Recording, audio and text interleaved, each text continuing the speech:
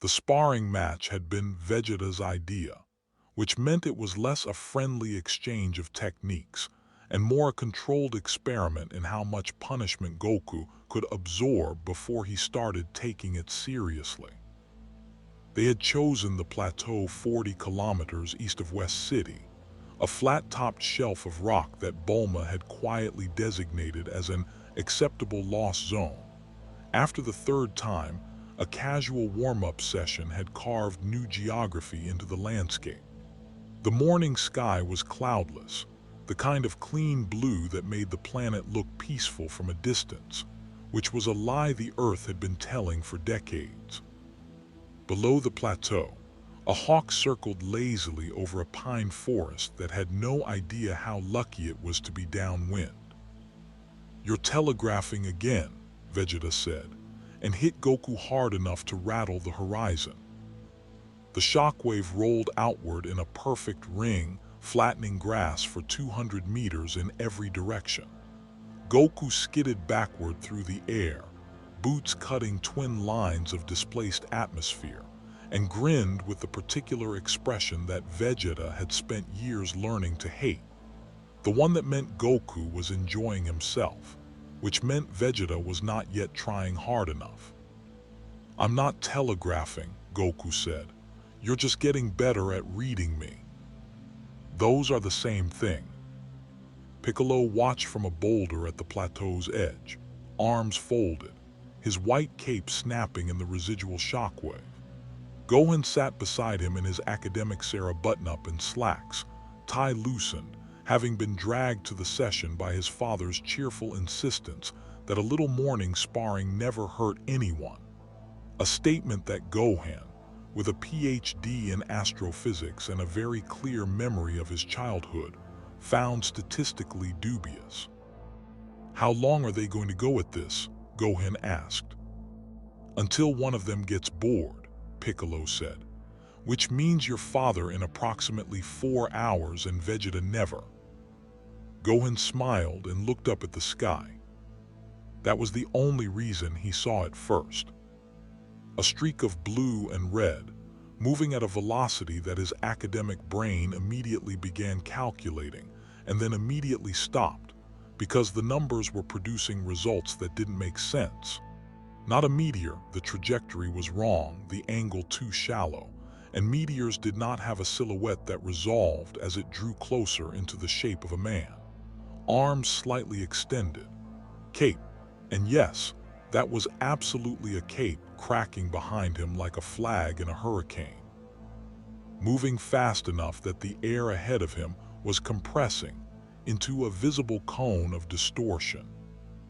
"Dad," Gohan said. The streak hit the plateau. The impact was not an explosion exactly.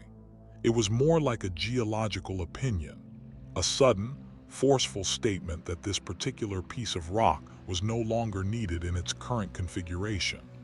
The plateau's eastern face simply ceased to exist, replaced by a crater 60 meters wide and 12 meters deep, the walls of which were fused smooth by the heat of re-entry. A column of dust climbed 3 kilometers into the morning sky. The hawk, far below, departed with extreme conviction in a direction away from all of this. Goku and Vegeta had stopped fighting. They floated above the newly reformed landscape, staring down at the crater, and the figure at its center who was, against all reasonable expectation, already standing up.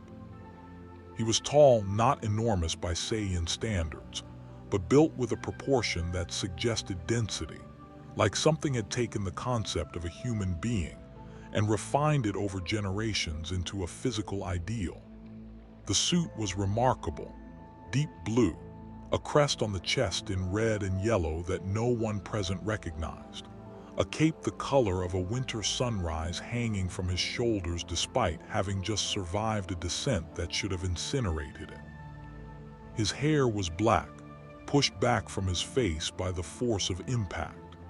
His jaw was set with the expression of a man running a very fast internal inventory of what had just happened to him. He looked at his hands. then at the crater, then up at the sky, where the dimensional tear that had swallowed him had already sealed itself shut like a wound closing. Then he looked at Goku and Vegeta. "Hi," he said.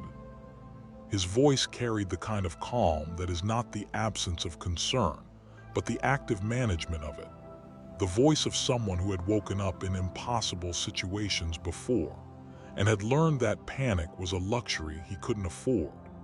He said the word in English, and then, because something in the air tasted different and his ears were already picking up the ambient frequencies of language patterns he didn't recognize, he filed that away under problems to solve in the next 60 seconds. Vegeta's Kai spiked. It was not a subtle spike. Vegeta did not do subtle when confronted with unknowns that arrived uninvited on his planet. His aura flared gold-white, his eyes sharpening from obsidian to teal as the first stage of Super Saiyan ignited around him with the ease of long practice, and he dropped into a combat stance that had ended the careers of beings who had survived longer than most civilizations. "What," Vegeta said, "are you?" "Superman, because even here, even in a universe whose physics were running on rules he hadn't encountered before, Kal-El of Krypton was still Superman, straightened fully and held up one hand, palm open. "Not a threat," he said. And then, because the golden flaring being 20 meters away did not appear to speak English, he tried the body language instead. Open hands, weight balanced but not aggressive, cape settled. The universal grammar of "I mean no harm," which worked about 40% of the time in his experience, and usually bought enough seconds to figure out the rest. Goku descended to the crater's edge, curious in the way that a golden retriever is curious, openly, entirely, without any particular sense of self-preservation. His Kai was suppressed down to baseline, which for Goku meant he was radiating roughly the energy signature of a small nuclear reactor taking a nap. He tilted his head. "He doesn't feel like anything," Goku said, not to Superman, just out loud, in the way he often narrated observations that other people kept internal. "No Kai or weight." He tilted his head the other way. "There's something, but it's not Kai." "Obviously it's not Kai," Vegeta snapped, not lowering his stance. "It's not anything I recognize, which means it's dangerous until proven otherwise." "That's kind of how you feel about everything." "That's why I'm still alive." Piccolo had arrived at the crater's rim without any of them noticing, because Piccolo had spent 30 years practicing the art of being exactly where he needed to be without announcing himself. He studied the stranger with the particular analytical intensity he developed as a villain, and refined as a mentor, cataloging without conclusion, watching the stranger's eyes track between them, noting the quality of the stranger's stillness, not the stillness of someone frozen by fear, the stillness of someone thinking very fast. "He's not powering up," Piccolo said quietly to Gohan. "Look at his stance. He's defensive, not offensive. He's trying to de-escalate." Gohan had already noticed. Whatever he is, he crashed at re-entry velocity and walked out of that crater under his own power. That's not a normal human being. Nothing that arrives the way he arrived is normal anything. Down in the crater, Superman was running his own assessment. 3 individuals, one with an energy signature that made his skin prickle in a way that yellow sunlight usually counteracted, one with an aura that was visibly visible, a physical manifestation of power that he'd never encountered from a living being outside of magic users, and one tall green figure with pointed ears, and the posture of someone who had seen a great deal and found most of it interesting. All of them appeared human-adjacent. None of them were reading as baseline human by any physiological marker his senses were providing. He could hear their heartbeats. He always could. The golden aura one's pulse was elevated but controlled, the pattern of a trained fighter managing adrenaline, not a person about to do something reckless. The happy-looking one in the orange clothing had a heartbeat so steady it was almost meditative. The green one's was slower than it should be, which was its own kind of data. The planet itself was familiar in its bones, same atmospheric composition, same gravitational constant, same yellow sun overhead that he could feel feeding power into his cells with every passing second. That was a relief. Whatever dimensional rupture had swallowed him, it had deposited him somewhere with a G-type star, which meant he wasn't running on depleted reserves. He was going to need those reserves. He wasn't sure why yet, but the aura around the golden flaring figure was giving him instincts he had learned to trust. "I'm not looking for a fight," Superman said, and tried it in every language he knew, cycling through them quickly: Kryptonian, English, Spanish, Mandarin, Hindi, Arabic, Russian, watching for any flicker of recognition.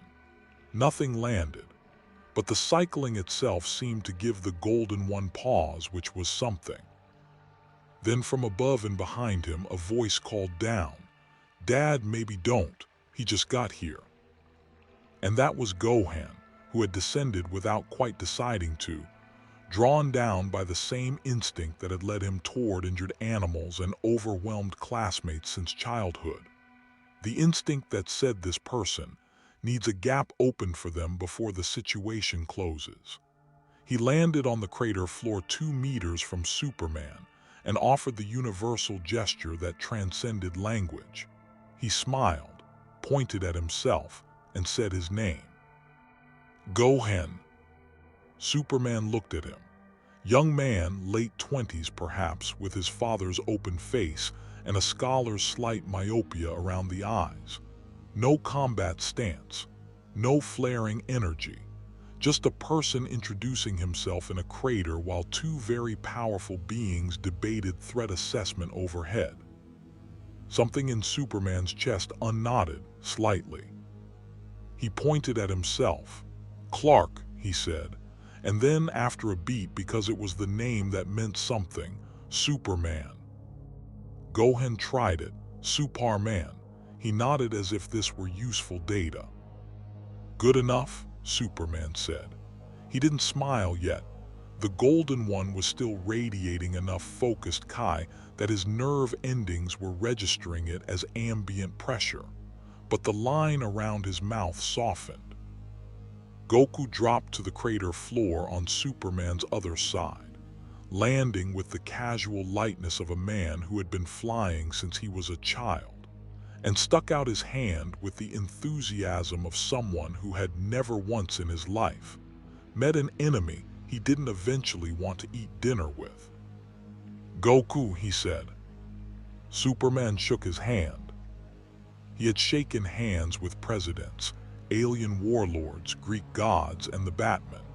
He was not, therefore, someone who startled easily at unexpected physical data. But the handshake with Goku produced a brief, vivid impression of holding onto a live electrical cable wrapped in something that was somehow both stone and sunlight. A density of presence that had nothing to do with muscle, and everything to do with whatever that glowing energy was. It wasn't unpleasant. It was simply more than it looked. Goku's eyebrows went up. He had registered the same thing in reverse. "Okay," Goku said, mostly to himself, in a tone that translated across every language barrier as, "Well, this is interesting." Vegeta descended. He had powered down from Super Saiyan, but had not powered down from Vegeta, which meant he arrived at the crater floor radiating a focused kind of displeasure that had its own gravitational field. He looked Superman up and down with the thoroughness of an appraiser who had been asked to value something that shouldn't exist. "No Kai," Vegeta said. "No suppressed power reading. No Transformer-style energy reservoir waiting to be tapped." He paused. and yet you survived that impact." "I've survived worse," Superman said, and then stopped himself because this was not the moment for that conversation. "What powers you?" Vegeta asked. Superman glanced up at the sun, a reflex so ingrained it was almost unconscious, and Vegeta followed his gaze. Something shifted in the Saiyan prince's expression, not softening exactly, more the look of someone updating a calculation. "The sun," Vegeta said flatly. "Yellow sun radiation, solar energy." Superman paused. "It's complicated to explain without context." Everything interesting is. Goku had already lost the thread of suspicion and was examining Superman with the undivided attention he normally reserved for new techniques. "Can you fly? You came in pretty fast." "I can fly." "Can you fight?" "Goku," Piccolo said from the crater's rim, in the tone of a parent who has said this particular name a particular way approximately 10,000 times. "I'm just asking." The answer to both your question and what you're about to suggest next is not yet. From behind them, at a distance that said she had arrived by vehicle and was not about to climb down into a crater before her second coffee of the morning, Bulma's voice carried the specific frequency of a genius who has just been presented with data she wasn't expecting and has already decided it belongs to her. "Is that a cape?" she called down. "Vegeta, does he have a cape? You have a cape." "I do not have a cape." "You literally, you know what, fine. Someone bring him up here. I want readings before anyone does anything dramatic." Superman looked from Goku's curious face to Vegeta's measuring one to Piccolo's careful analytical stillness to Gohan, who offered a small apologetic shrug that said, "Welcome to my family." He had been in worse first contacts. He had been in far worse. He took a breath of air that tasted like Earth, exactly like Earth, the same mix of oxygen and nitrogen and the ghost of pine forests, and felt the sun on his shoulders feeding him, steadily and faithfully, the way it always had. He didn't know where he was. He didn't know how he'd gotten here. He didn't know if the people around him were allies or threats or something more complicated than either. What he knew was that a young man had climbed down into a crater to say hello, and that was always somewhere to start. Up on the plateau, unseen by anyone present, a small surveillance drone bearing the crest of Frieza's resurgent empire finished its recording and turned silently back toward the stars. And in a penthouse suite in West City that Capsule Corporation nominally owned and actually used as a discretionary research satellite office, an automated alert system registered an energy signature that matched no known entry in any of Earth's databases.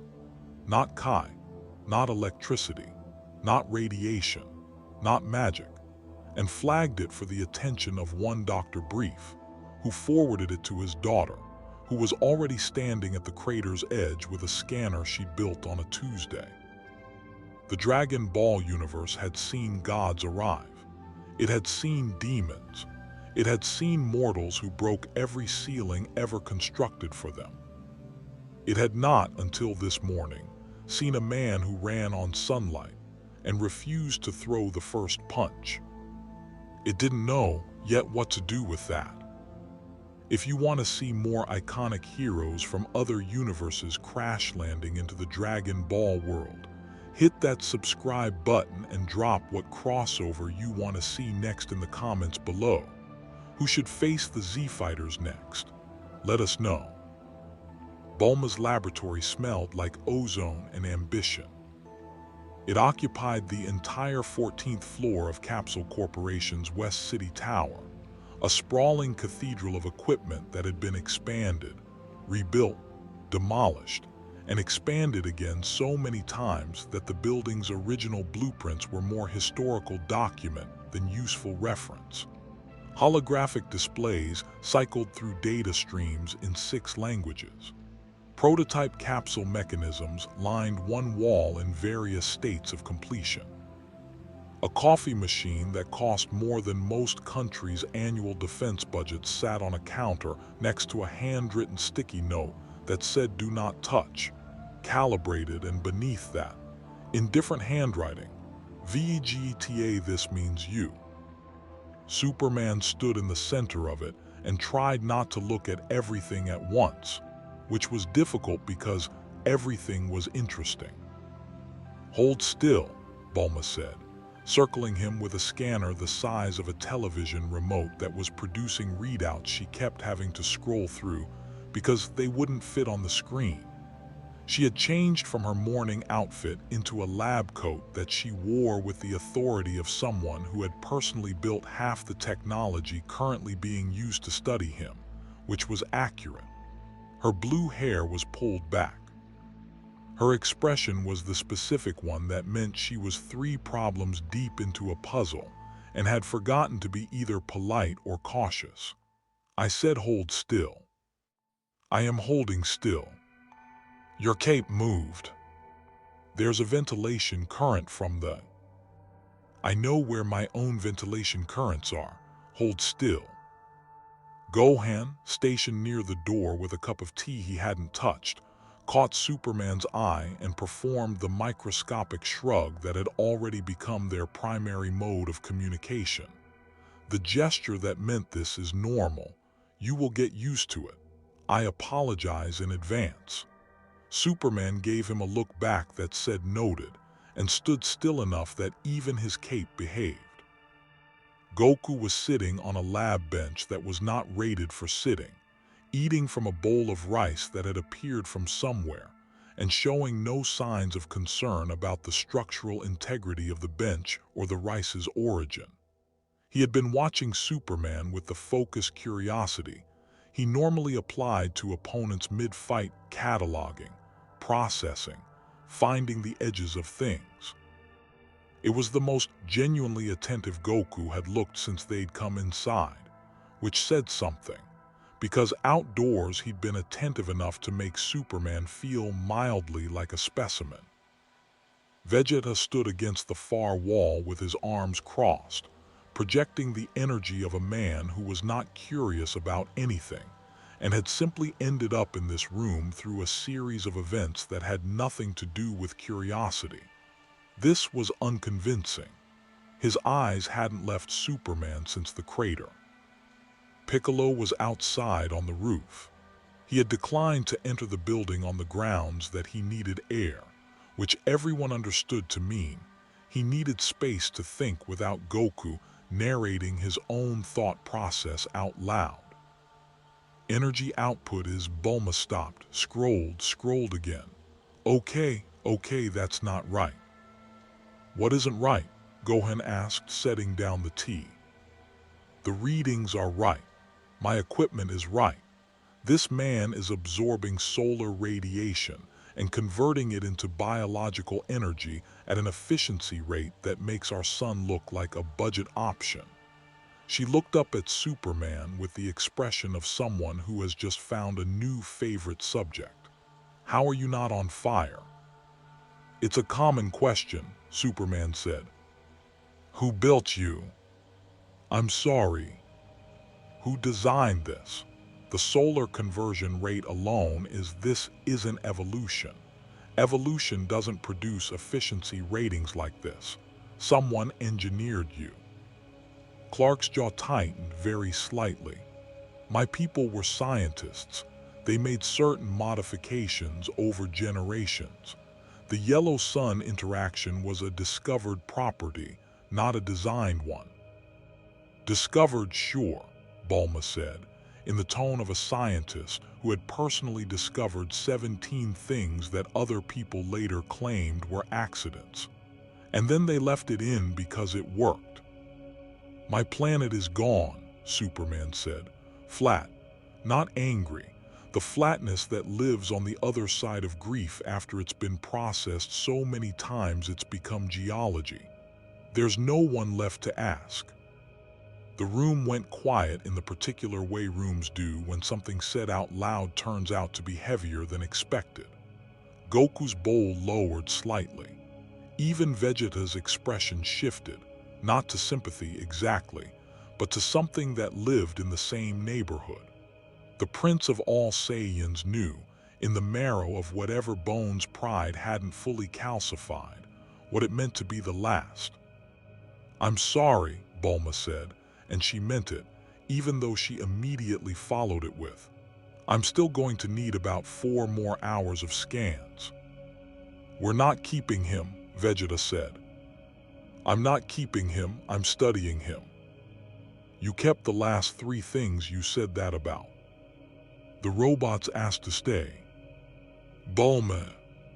"Vegeta, if you're not going to be useful, go stand outside with Piccolo."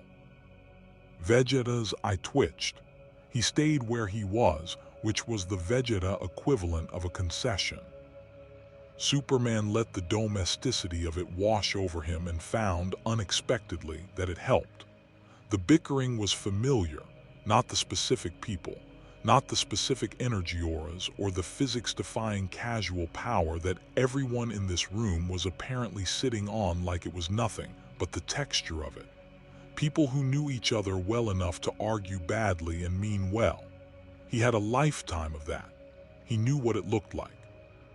"Can I ask something?" he said. "You can try," Bulma said, still scanning. "The energy I felt when Vegeta powered up earlier, what is that?"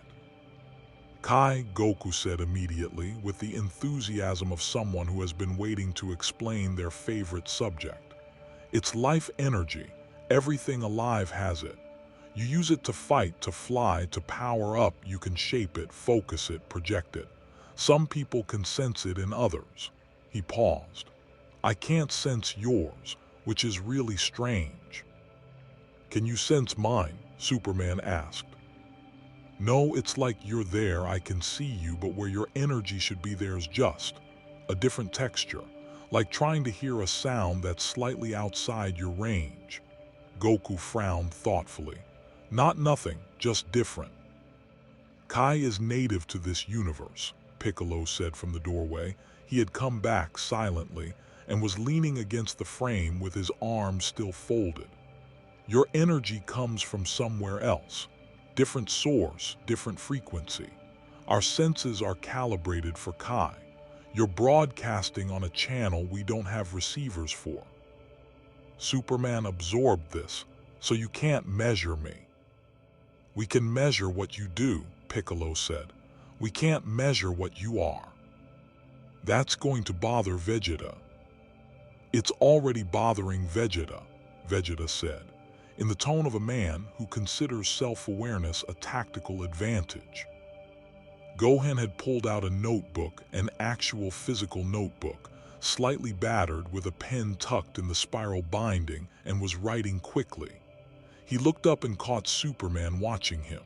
"Sorry, academic habit, you're from a different universe." "Different dimension, I think. There was an incident with a containment field in a facility I was inspecting. Something failed. The next thing I knew I was here." He paused. "You're Earth. This is Earth." "Earth, yes," Gohan said, "but probably not yours." "Same atmosphere, same gravity, same sun." He glanced at the window where morning light was doing exactly what morning light was supposed to do. "Different history, I'm guessing." "Very," Gohan said, and then, "What's your Earth like? I mean, I know that's a big question." "It has problems," Superman said, "but people are trying." Gohan wrote that down. Superman wasn't sure why, but it seemed like the kind of thing Gohan would write down.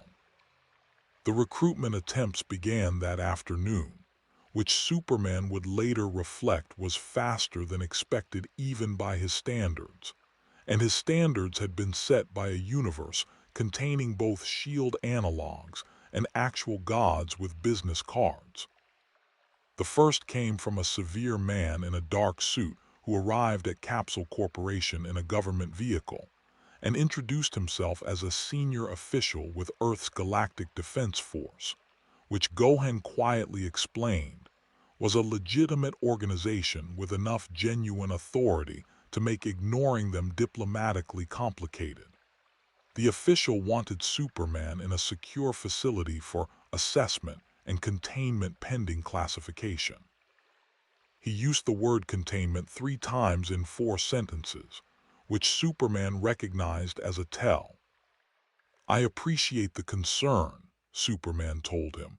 In the conference room Bulma had repurposed for the meeting, with Gohan at his side serving as both translator and cultural interpreter. "But I'm not going to a containment facility. I'm not a threat to your planet, and I'd like the chance to demonstrate that before anyone makes decisions about where I should be kept." "That's not. I've been in containment before," Superman said, pleasantly and without any particular inflection. "It didn't work, not because I broke out, because the people running it eventually realized they were solving the wrong problem." He folded his hands on the table. "I'd rather skip that part." The official looked at Gohan. Gohan looked back with the expression of someone who was not going to be helpful in the direction this official was hopping for. The official left with what he described as a formal record of noncompliance, which Superman accepted with a nod. "That went better than I expected," Gohan said after. "He'll be back with more people." "Yes, but probably not today. That buys time." The second recruitment attempt was less formal and considerably more interesting. It came in the form of a very small, very old man with a white mustache who arrived via aircraft that shouldn't have been able to land on the Capsule Corporation roof, but did anyway, and who introduced himself simply as Master Roshi, with the energy of someone who had been surprised by very little in a very long time. He looked Superman up and down with eyes that had seen multiple apocalypses, several gods, and at least one event that had temporarily ended the universe, and said, "You're not from here." "No," Superman agreed. "You're not Kai-based." "I'm solar-based, apparently." Roshi nodded slowly. "The sun feeds you." "It does." "Then you and I have something in common," the old man said and tapped the shell on his back. "Different sources, same principle." He sat down without being invited and looked at Superman with the kind of directness that very old, very strong people sometimes have, where social convention has become optional. "I'm not here to recruit you for anything. I'm here because I've trained warriors for 70 years, and in all that time I've never seen an energy signature like yours, and I'm too old to pretend I'm not curious." Superman sat down across from him. "What do you want to know?" "How does it feel?" Roshi asked. "Fighting without Kai, surviving without it, moving through a world that runs on something you can't use." It was a better question than Superman had gotten from the government official. He thought about it honestly.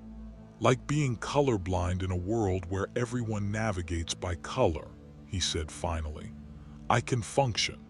I can do everything I've always done, but there's a whole layer of information that everyone else is reading that I'm not receiving." Roshi smiled, slow and genuine. "Good answer." He paused. "You'll need to learn to read it eventually. If you're going to survive here, you'll need to at least feel Kai, even if you can't use it. The ones who will come for you, and they will come, they'll use Kai in ways that your invulnerability won't fully account for." "My invulnerability doesn't cover everything here," Superman said. It wasn't a question. He'd felt it in Vegeta's initial Kai flare, the pressure of it landing on him differently than physical force, finding edges around his biology that physical force couldn't. "No," Roshi said. "It doesn't." He stood, straightened his sunglasses, and headed for the door. "I'll be around." For now, the best thing you can do is stay close to Gohan. He thinks clearly, which is rarer than it should be among people who can punch through mountains. He left the same way he'd arrived, which was inexplicably. The third approach was the one Superman had been waiting for, because every situation had one, and it was always better to know when it arrived. It came after dark, a woman, mid-40s in appearance, with the posture of a soldier and the eyes of an administrator. She did not give a name. She represented, she said, an organization with interests in universal stability. She was polite. She was specific. She offered, in exchange for Superman's cooperation on a single intelligence-sharing arrangement, resources that could theoretically help him return home. Superman listened to all of it. "Who do you work for?" he asked. "A faction with interests in this universe's long-term security." "That's not an answer. It's the answer I'm authorized to give." "Then I'm not authorized to agree to anything." He stood, because the conversation was over, and she recognized it with the professionalism of someone who had taken a lot of no's and was already planning the next approach. "If your organization wants to have a real conversation, names, mandate, accountability, I'm not hard to find." She left. Superman stood at the window for a moment, looking out at the West City skyline, which was different from Metropolis in its geography, but similar in its rhythm. The pulse of a city going about the business of being alive, unaware of most of what happened at its edges. Gohan found him there 10 minutes later. "How are you doing?" Gohan asked, not tactically, just as a question.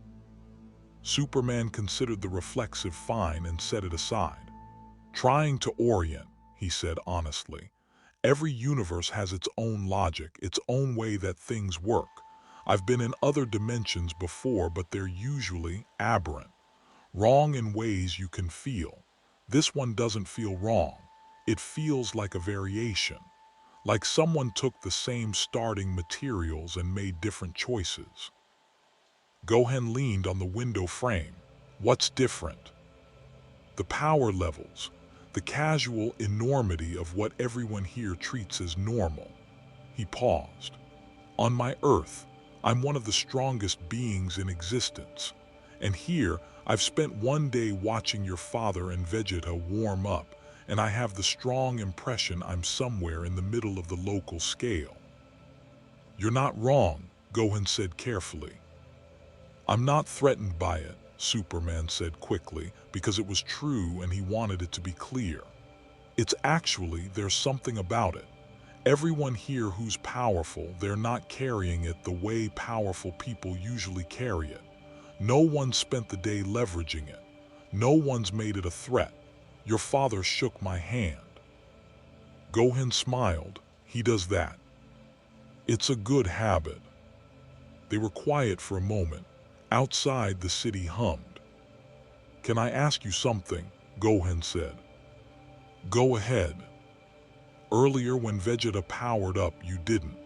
You had every physiological reason to treat that as a threat and respond in kind, but you just opened your hands." Gohan watched him carefully. "Why?" Superman looked out at the city. "Because the fastest way to make a situation violent is to treat it as already violent," he said. "And because the golden aura was terrifying, honestly, I could feel it trying to find edges in my biology, but his heartbeat was controlled. Elevated but controlled. He was assessing, not attacking. If I'd powered up, that changes. Now he has evidence that I'm a threat, and he responds accordingly, and we spend the morning hurting each other instead of talking." Gohan stared at him. "That's basic." "I was going to say mature." A pause.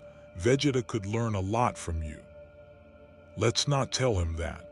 I'd like to keep the goodwill I've built." Gohan laughed, genuinely.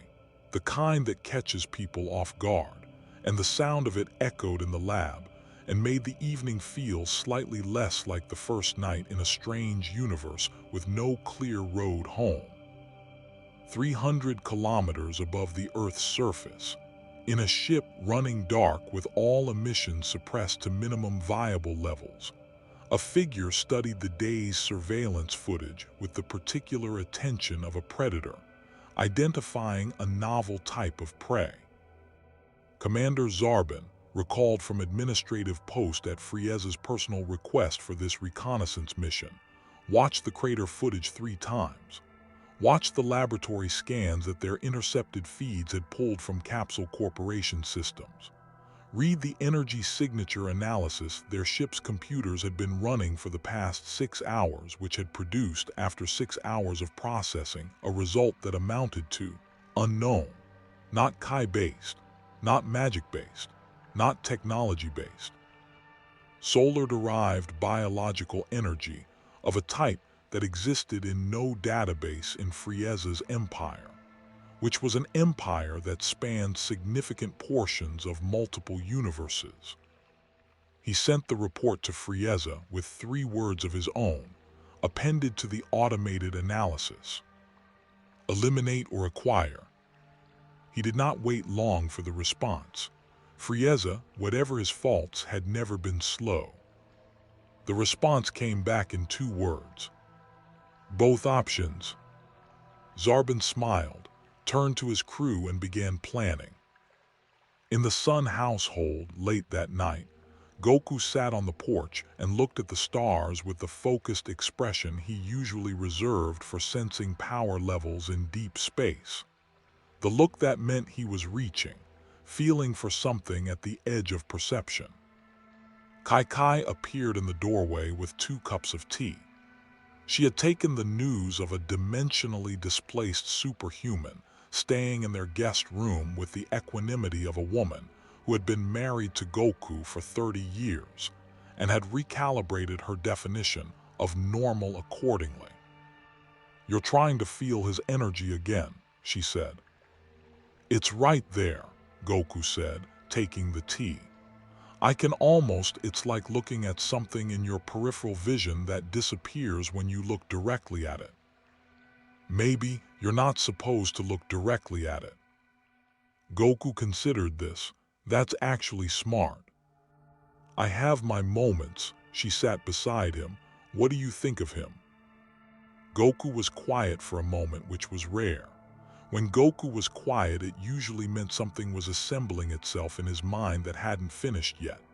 "He's strong," he said finally. "Really strong.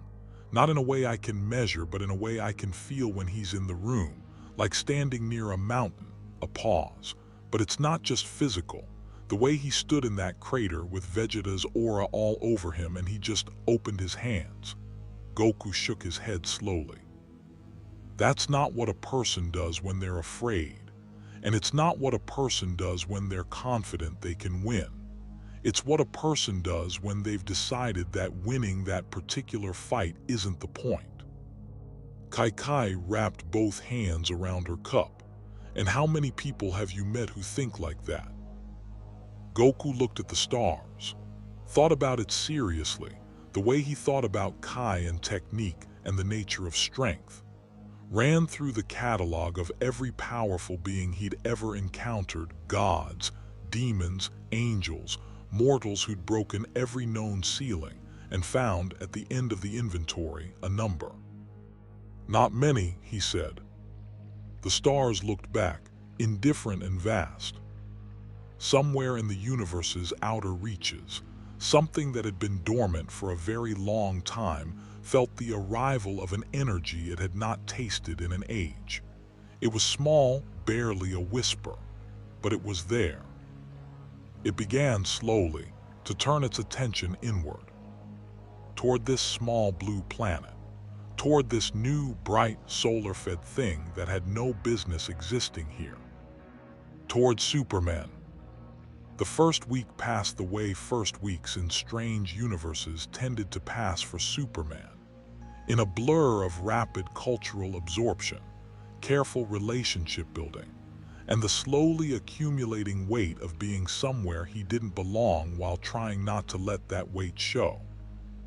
Gohan had appointed himself unofficial guide with the quiet thoroughness he applied to everything he cared about.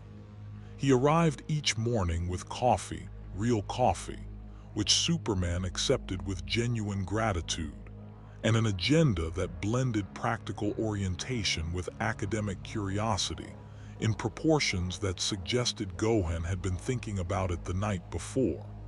They walked West City.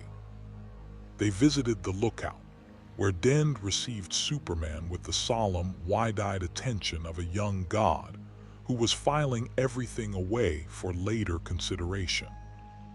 They spent an afternoon at Kame House, where Krillin shook Superman's hand with the firm grip of a man who had survived things that would have ended most careers, and had arrived at a cheerful relationship with his own improbability, and where Roshi watched from his chair with the satisfied expression of someone whose prediction about Gohan was proving accurate.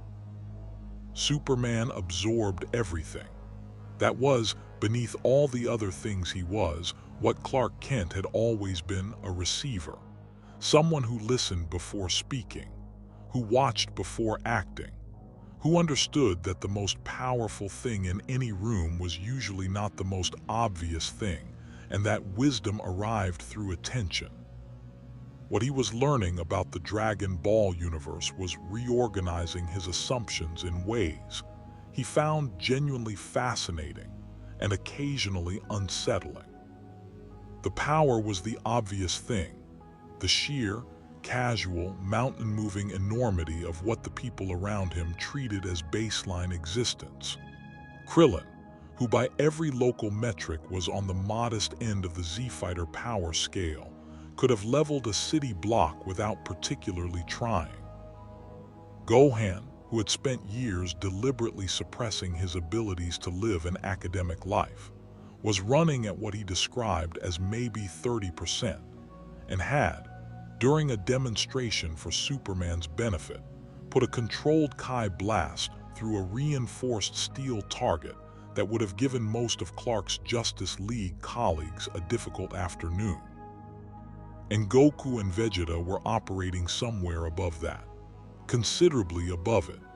Superman had watched them spar twice more since the first morning, and each time the intellectual part of his brain, the part that cataloged and assessed and calculated, had produced estimates that he'd revised upward and then revised upward again. But the power wasn't what was reorganizing his assumptions. It was the philosophy of it. On his Earth, power at the level these people possessed was, without exception, something to be managed, contained, justified. The League spent significant energy maintaining the political and social frameworks that allowed them to function, the accountability structures, the public trust, the careful maintenance of the line between protector and authority. Power was a responsibility so heavy it sometimes felt like a sentence. Here, the strongest beings on the planet spent their mornings sparring because they enjoyed it. They pursued greater power not because the world required it of them, but because the pursuit itself was the point, the next challenge, the next ceiling to break through, the next transformation waiting on the other side of sufficient effort. Goku explained this to Superman on their third day, sitting on the Sun household porch with the same cheerful directness he applied to everything. And Superman had listened carefully and understood every word, and still found the underlying logic genuinely alien. "But what's the power for?" Superman asked. Goku tilted his head. "What do you mean?" "If you're not protecting anyone specifically, if there's no immediate threat requiring that level of strength, what's the purpose of pursuing more?" Goku was quiet for a moment, the assembling quiet that Superman had come to recognize. "The purpose is the fight itself," he said finally. "A real fight, against someone strong enough that you have to become more than you are to match them. He paused, searching for the right word. That's what makes you feel most alive, most real. Superman looked at him. And protecting people. That too, but the protecting and the getting stronger aren't separate things. You get stronger, you can protect more. Protect more, you find stronger opponents. It's all the same circle. On my world, I've always been careful about getting stronger, Superman said slowly. Because more power meant more potential for damage, more things I could do wrong. Goku considered this with genuine seriousness. That sounds exhausting. It is, Superman admitted, but it keeps people safe. So does being strong enough that nothing can threaten them. Until something stronger comes along. Goku smiled. Then you get stronger again. It was, Superman reflected, either the simplest or the most sophisticated philosophy he'd ever encountered, and he genuinely couldn't decide which. The political situation, meanwhile, was developing with the speed and inevitability of weather. The Galactic Defense Force official had returned, as Superman predicted, with more people, a deputy director, 2 specialists in extra-universal threat assessment, and a diplomat from the Earth Federation who spoke in the careful syntactical constructions of someone who had been briefed extensively but understood nothing. They sat across a conference table from Superman and Gohan and presented, with considerable formality, a proposal for a provisional status agreement that would grant Superman limited rights of residence in exchange for a comprehensive disclosure of his abilities, origin, and potential threat profile. Superman read it, all of it at normal speed, because reading it at super speed in front of bureaucrats tended to create more problems than it solved. This section, he said, reaching the 3rd page. Clause 7. It requires me to submit to power-limiting measures during any period when I'm not accompanied by a sanctioned Z-Fighter representative. That's a standard containment protocol, the deputy director said. I understand what it is. I'm not agreeing to it. Mr. Superman. The name is Clark, and I want to be clear, I'm not refusing because I have anything to hide. I'm refusing because accepting power limitation as a condition of basic legal existence sets a precedent that I think you know is wrong. He set the document down carefully. I'm happy to work with your organizations. I'm happy to check in, to report, to cooperate on any legitimate security concern. But I won't accept institutional limitations on my autonomy as the price of provisional tolerance. No one should. The deputy director looked at the diplomat, who looked at the specialists, who had no instructions for this particular response. Gohan leaned forward. What Clark is proposing is essentially what the Z-Fighters already operate under: cooperative engagement without formal authority over individual power usage. That framework has worked for Earth security for 20 years. The Z-Fighters are Earth natives, the deputy director said. I'll become familiar with Earth, Superman said. Give me time and I'll know this planet as well as any of them, possibly better. He said it without arrogance, just fact, because it was true, and pretending otherwise to be diplomatic would have been its own kind of dishonesty. In the meantime, I'm asking for the same good faith I'm extending to you. They left without signing anything, but they left without an adversarial declaration either, which Gohan said was the best available outcome, and Superman believed him.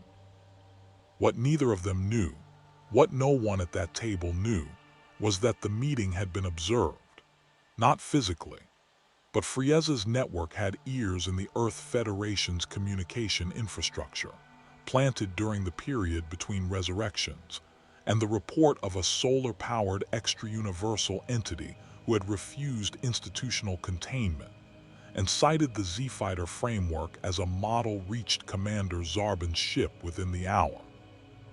Zarbin read it and revised his operational timeline forward by 3 days. The trouble with Vegeta was that he was never actually in the background. He appeared to be in the background, arms crossed, expression neutral, positioned at the edges of rooms while everyone else occupied their centers. But Superman had spent years learning to read people who didn't want to be read, and what Vegeta's posture actually communicated was not disinterest, but the specific focused attention of someone who was building a picture piece by piece, and was not yet ready to share what the picture showed. They ended up alone in the Capsule Corporation training room on the 5th day, through a series of events that Superman was approximately 60% sure Vegeta had engineered. The room was a marvel, a pressurized chamber that could simulate gravity up to 500 times Earth's standard, with walls reinforced to a tolerance that Bulma had explained with some pride was theoretically sufficient to contain most conceivable power outputs. Theoretically. The word had done a lot of work in that sentence. Vegeta was running through a kata when Superman arrived, a sequence of movements so precise they looked choreographed, each transition snapping into position with the controlled certainty of someone who had performed this sequence thousands of times and was currently running it at a fraction of his actual speed. He didn't stop when Superman entered. He didn't acknowledge him. Superman sat on a bench and watched. After 2 minutes, Vegeta stopped. He turned. "You've been watching everyone," he said, not accusatory, observational. "I'm trying to understand how things work here. You're trying to find your position in the hierarchy." Vegeta's voice was flat but not unkind, the way a diagnosis can be flat without being cruel. "Don't bother pretending otherwise. Every powerful being does it." "Maybe," Superman said, "but that's not only what I'm doing." "Then what else?" "I'm trying to understand what everyone here values, what moves people, what they're afraid of." He paused. Fear is usually more informative than capability. Vegeta looked at him for a long moment. "What do you think I'm afraid of?"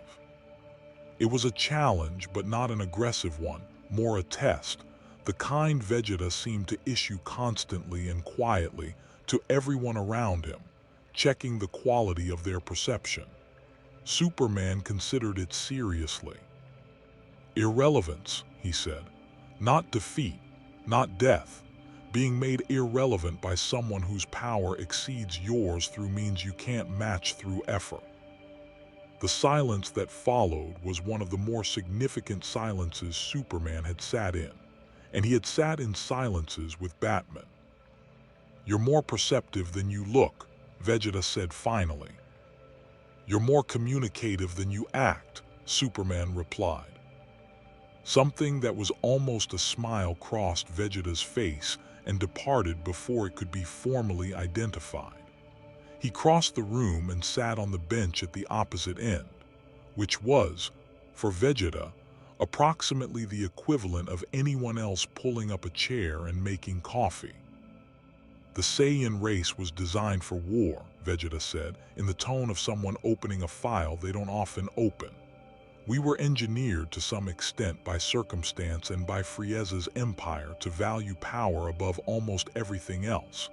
It was useful for those who wanted to use us. It made us effective." He paused.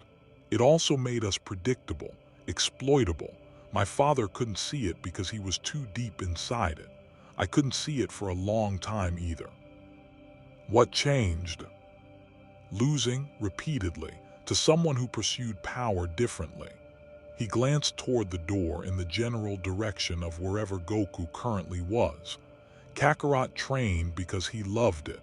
I trained because I was terrified of being surpassed. For years, those produced the same results. Then they stopped."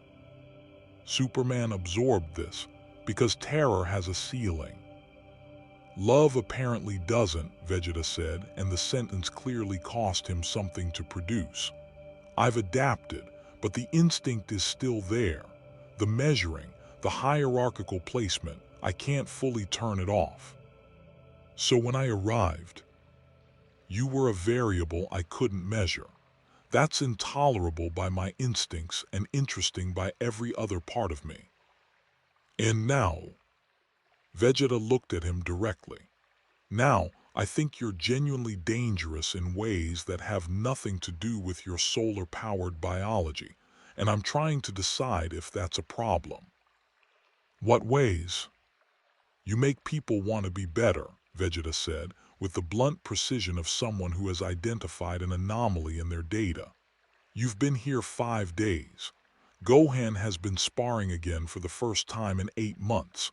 Goku has been thinking before he acts, which almost never happens. And I have just told a stranger things I don't discuss with people I've known for decades. He paused. That's either a power or a problem. It's just listening, Superman said. Most people don't bother.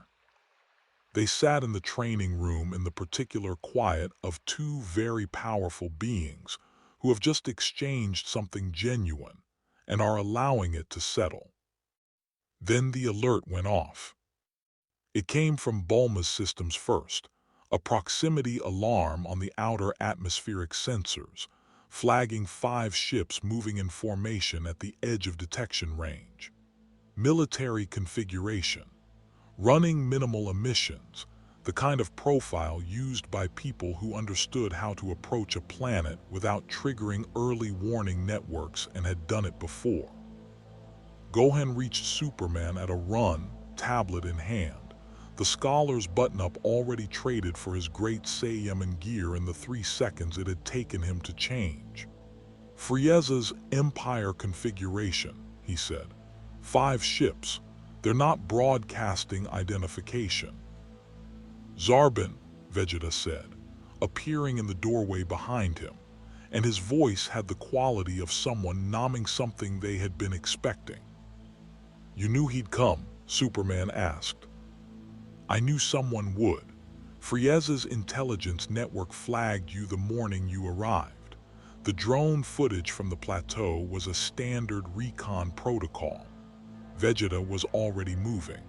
Zarbin is his cleanup specialist, which means Frieza wants the situation resolved, not observed.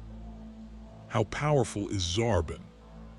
The look Vegeta gave him was complex, the look of someone calibrating how much context to provide. Transformed, he's a significant threat to anyone below a certain level. Against Goku or me, he's manageable. Against you, he paused. That depends entirely on how much your invulnerability accounts for Kai-based attacks at that power level. You said it doesn't fully cover Kai. I said it doesn't fully cover Kai. I didn't say it covers nothing.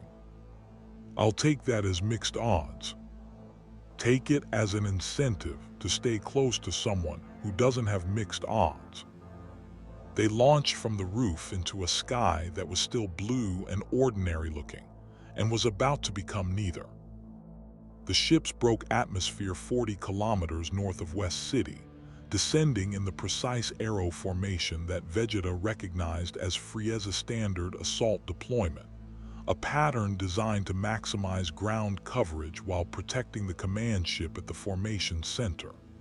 They were not large vessels, which meant this wasn't an invasion.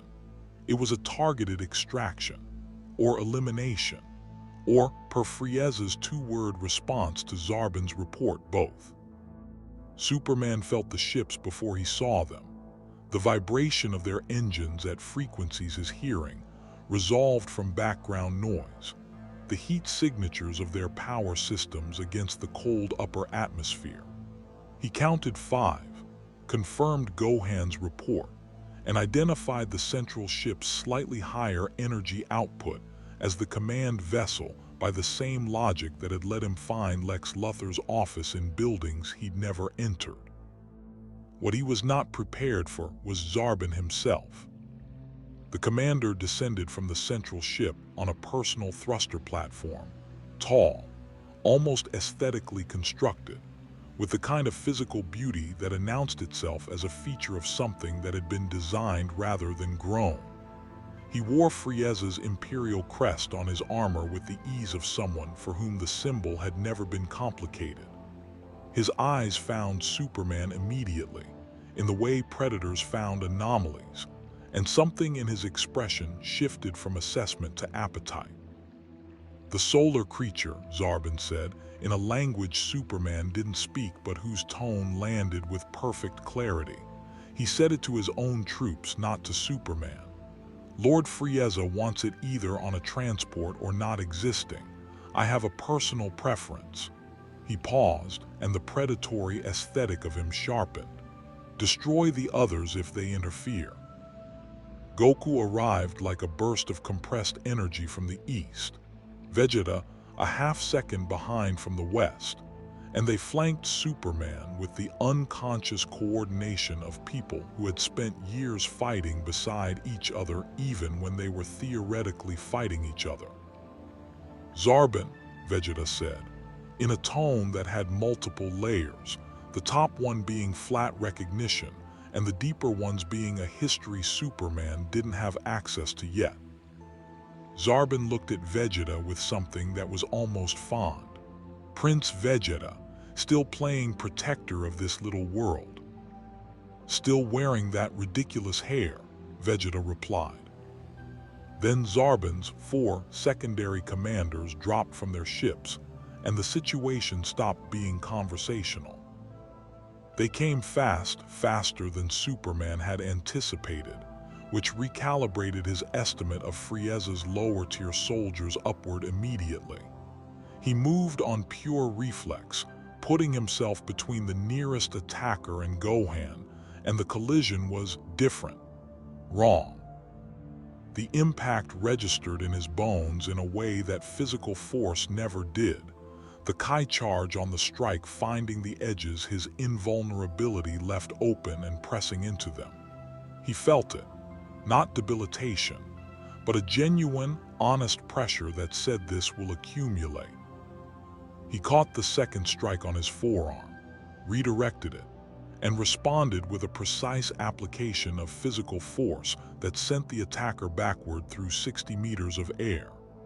Across the battlefield, he could see and hear Goku and Vegeta handling their own opponents with the efficient brutality of long practice, Vegeta, in particular, moving with a controlled fury that had the quality of someone settling a debt. The third attacker hit Superman from above with a Kai blast that expanded on impact, and he felt it like being submerged in something electrically alive. His vision went briefly white. His power reserves, always quietly humming at the floor of his awareness, reported a status that made his internal threat assessment update sharply.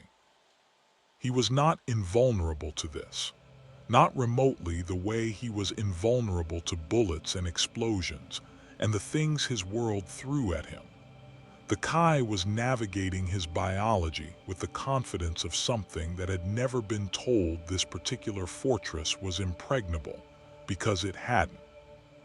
He grabbed the third attacker by the armor, applied enough force to communicate unambiguously that this exchange was over, and set them down on the ground with the deliberate care of someone making a point rather than an example. Zarbon watched. He had not moved from his platform. He had been watching Superman specifically, cataloging, and the expression on his face had shifted from predatory confidence to something more focused and careful. "Interesting," Zarbon said. "You can be hurt." "Most things can," Superman said. "Most things, when they can be hurt, try to avoid it. You just put down my soldier without using what you have." The calculation in Zarbon's eyes deepened. "Why?" "Because I didn't need to." "You're holding back." "I'm using what the situation requires." Superman met his eyes steadily. "This doesn't have to continue. I don't have an argument with you, and you don't have one with me. You were sent here because someone flagged my arrival as a potential problem. I'm asking you to go back to whoever sent you and tell them I'm not." Zarbon descended from his platform to the ground, landing with the physical grace of a being that had cultivated aesthetics as comprehensively as capability. He stood 20 meters from Superman, and the weight of his power, suppressed but present, was significant in the air between them. "Lord Frieza doesn't accept not a problem as a classification," Zarbon said.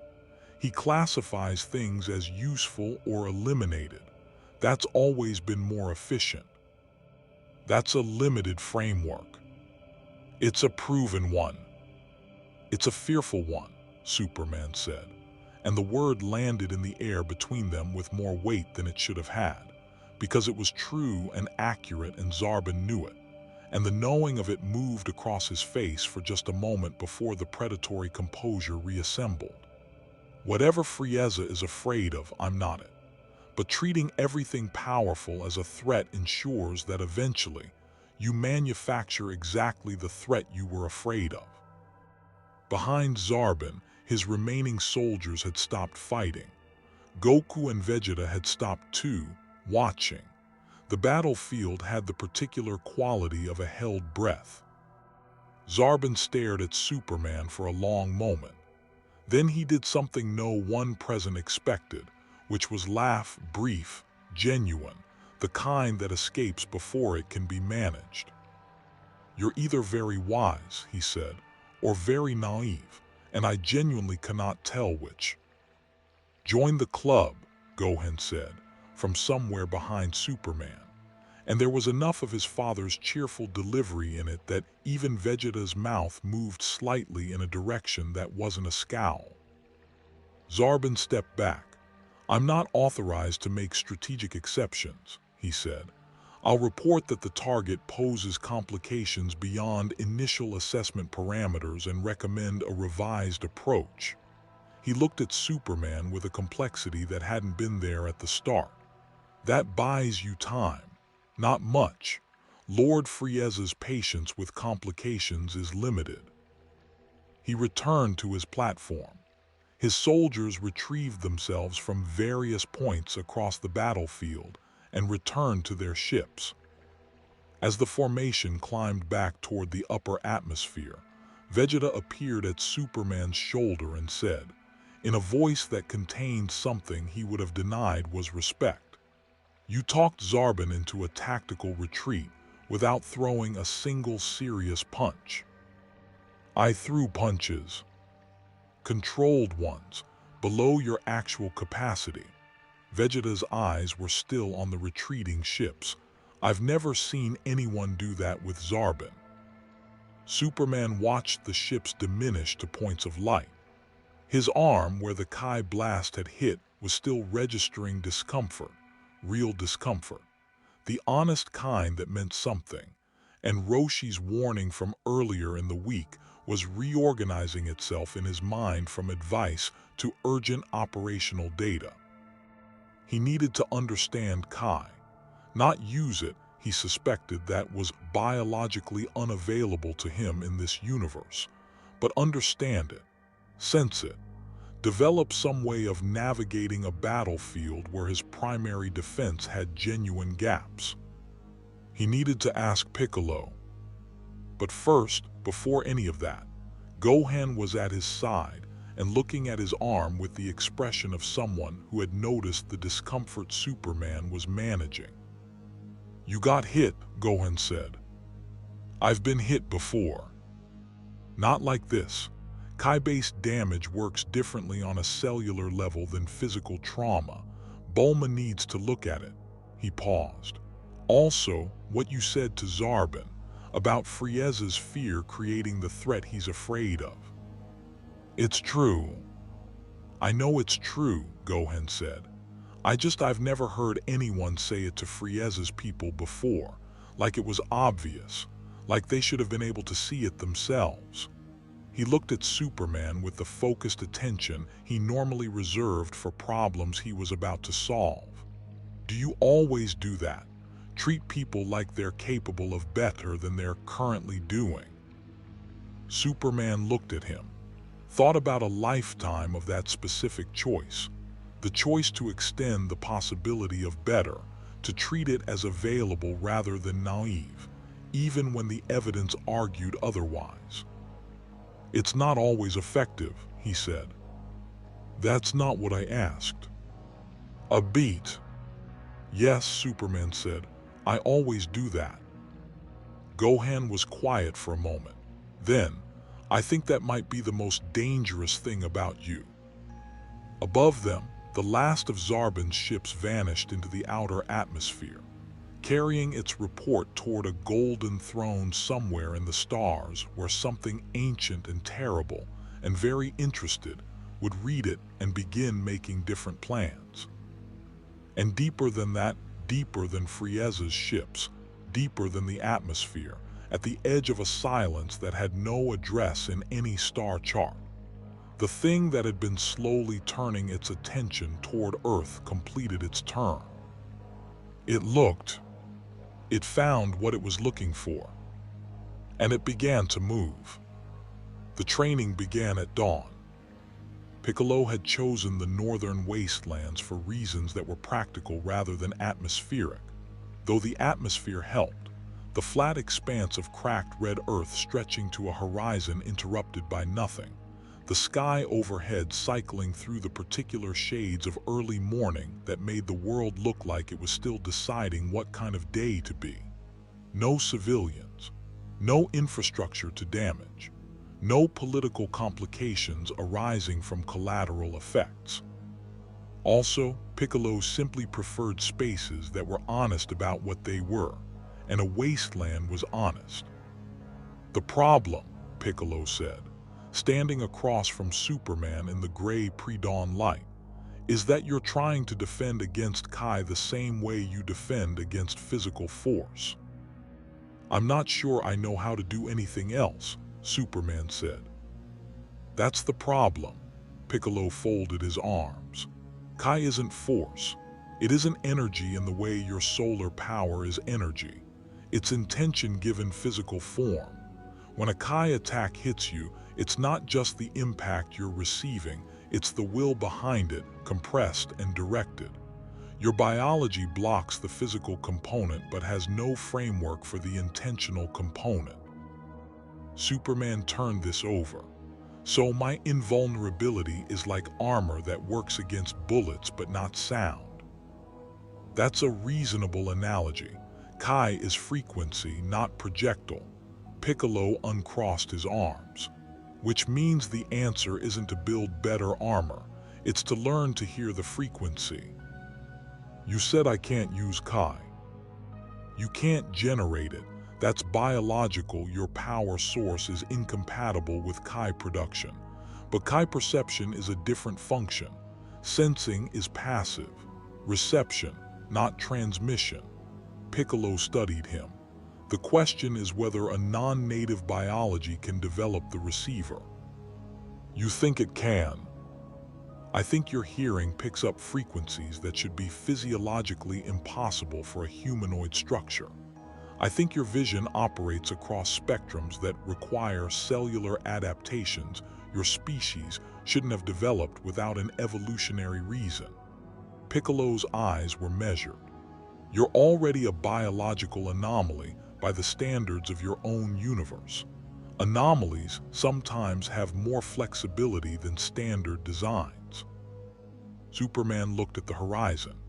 The sun was beginning its climb, and he could feel it, the daily renewal, the steady input of energy that was as fundamental to his existence as breathing.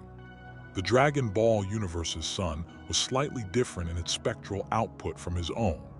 He'd adapted to it within the first 24 hours, his cells recalibrating with the efficiency Bulma had found so remarkable. But it was close enough that standing in its rising light felt like something adjacent to home.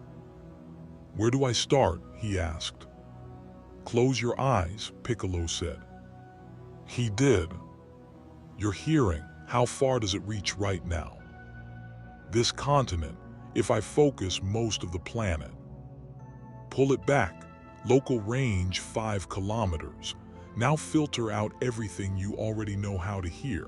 Mechanical vibration, biological rhythm, atmospheric pressure. The sounds you were born to process. A pause. What's left? Superman listened. It was like learning to see a color that didn't have a name. The filtering process itself was straightforward, but what remained after the filtering was something his brain didn't have a category for. Not sound, exactly. Not the electromagnetic frequencies he'd always been able to perceive. Something that existed in the space between those registers, present in the air and the ground, and the bodies of living things like a secondary layer of reality he'd been walking through without knowing it was there. "There's something," he said quietly. "That's Kai," Piccolo said. "You're not hearing it with your ears. You're perceiving it with the same biological sensitivity that lets you hear sounds at extreme frequency ranges. The receiver exists. It just hasn't been tuned." "Can it be tuned?" "Stand there and don't move for an hour," Piccolo said, with the particular patience of someone who had trained son Gohan from age 4 and therefore had a comprehensive understanding of what teaching at the edge of someone's capability required. "And pay attention to that frequency. Don't try to interpret it. Don't try to use it. Just register that it exists and let your biology get familiar with the signal." Superman stood. The sun continued rising. Piccolo sat on a nearby rock and waited with the stillness of a being who had once spent 3 years alone in a wilderness by choice and found solitude professionally useful. 40 minutes in, Superman's eyes opened. "The frequency changes," he said. "When you move, when you breathe, it's not static." "Kai is alive," Piccolo said. "It responds to intention, emotion, physical state. A trained fighter's Kai shifts before they move. That shift is the tell." He stood. "Which means if you learn to read it, you'll know what I'm about to do before I do it." "That's what Ultra Instinct is," Superman said. Not a question, he'd pieced it together from conversations over the past week. "Ultra Instinct is the completion of that process," Piccolo said. "The body reacting to Kai changes without the mind's involvement. You won't reach that. But the preliminary stage, conscious Kai perception, that's achievable." He paused. "Probably. You're the first solar-powered dimensional refugee I've trained, so there's some experimental margin." "I appreciate the honesty. It's easier than the alternative." They worked for 3 hours. By the end of it, Superman could feel Piccolo's Kai with enough consistency to track its baseline. Not the shifts yet, not the tells, but the presence of it. The way you learn to feel a room's temperature before you can read a thermometer. It was the beginning of a beginning. It was more than nothing. Walking back to where Gohan was waiting with a transport capsule, Piccolo said, without looking at him, "You're a fast learner." "I've had good teachers," Superman said. "You've had one morning with me. Reserve judgment." "I meant in general." He glanced at the Namekian. "You're the most rigorous thinker I've met here. You don't accept anything on authority. You test it." Piccolo was quiet for a moment. "I spent a long time as the villain of this story," he said. "It teaches you to examine assumptions, the ones you were given and the ones you built yourself." A pause. "You do the same thing. I've watched you this week. You question frameworks that most people inherit without inspection." "My father taught me that," Superman said. "Jonathan Kent, a farmer from Kansas who had more wisdom per sentence than anyone I've met with a title." "What did he tell you?" Superman looked at the horizon. "You don't need to be everything to everyone, Clark. You just need to be honest about what you are." He paused. "I've spent a career arguing with the first half of that. The second half I try to keep." Piccolo absorbed this in the way Piccolo absorbed most things completely, without immediate comment, storing it somewhere it would be useful later. "Your father sounds like someone worth knowing," he said.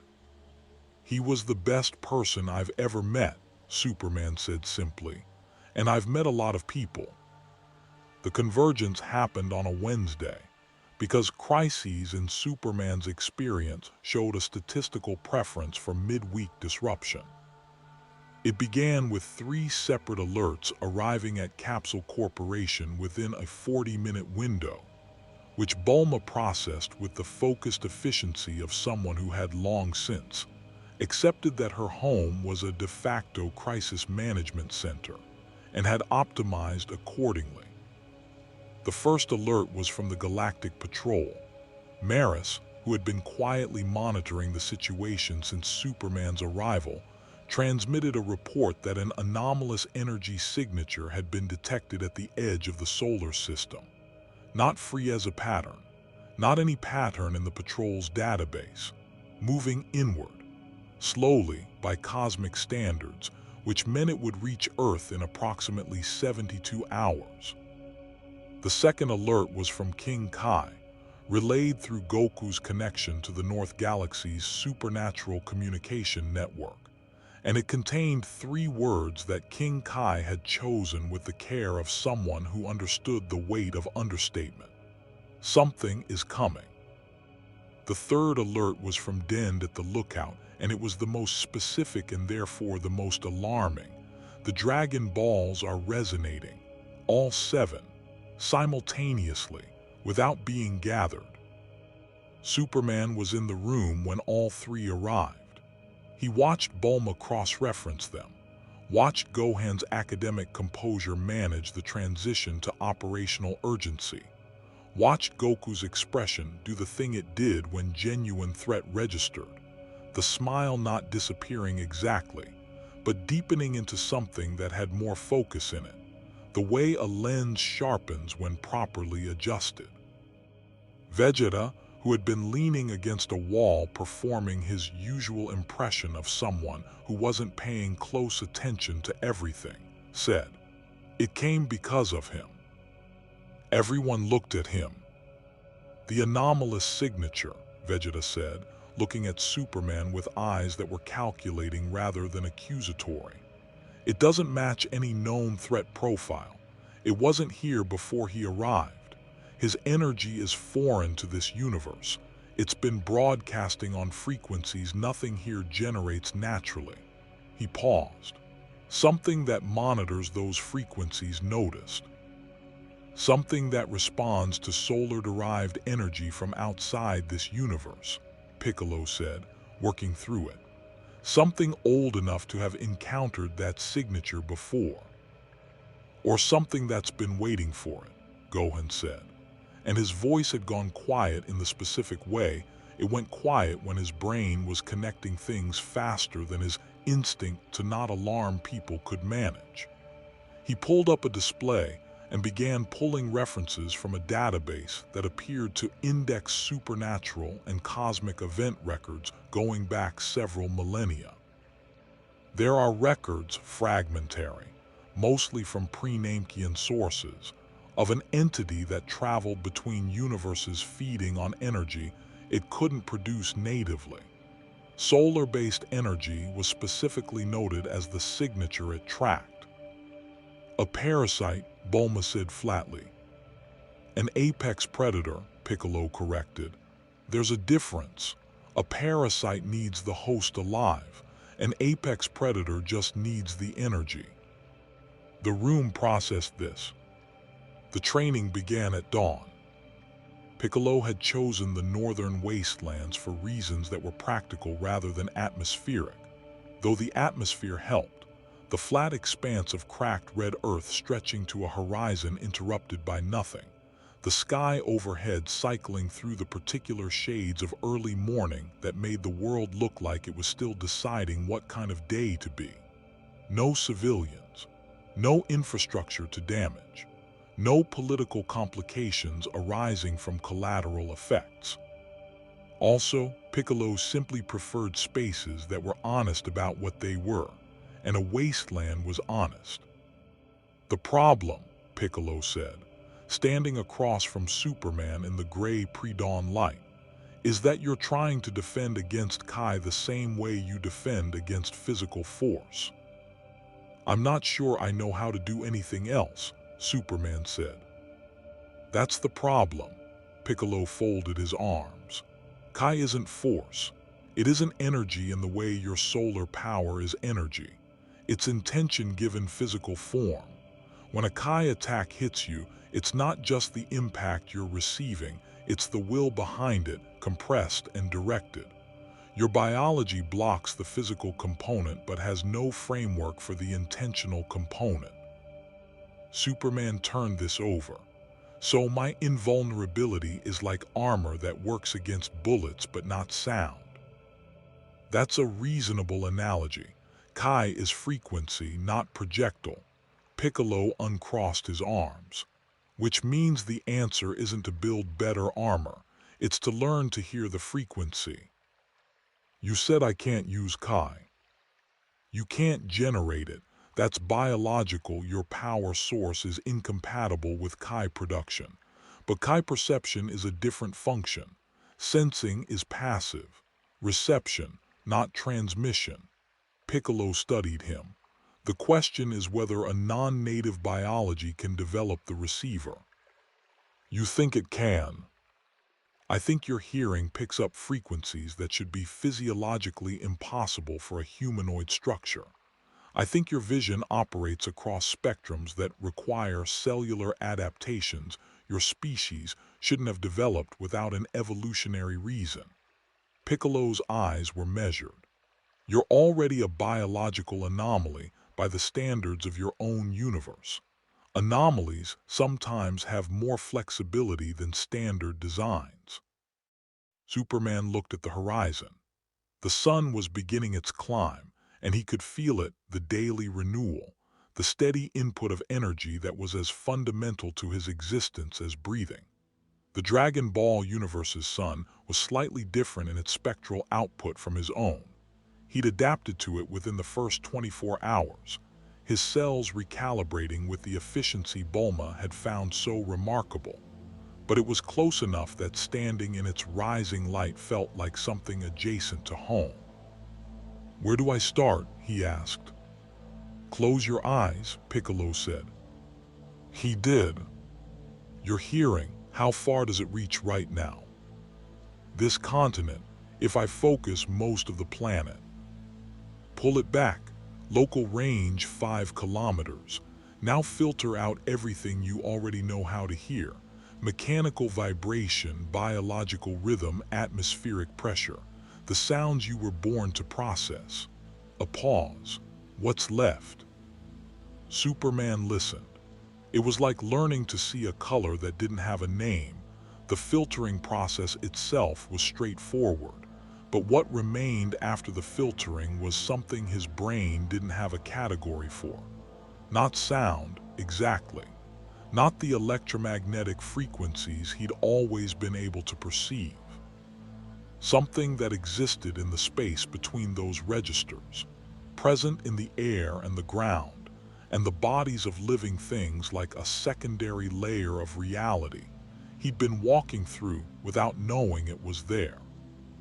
"There's something," he said quietly. "That's Kai," Piccolo said. "You're not hearing it with your ears. You're perceiving it with the same biological sensitivity that lets you hear sounds at extreme frequency ranges. The receiver exists. It just hasn't been tuned." "Can it be tuned?"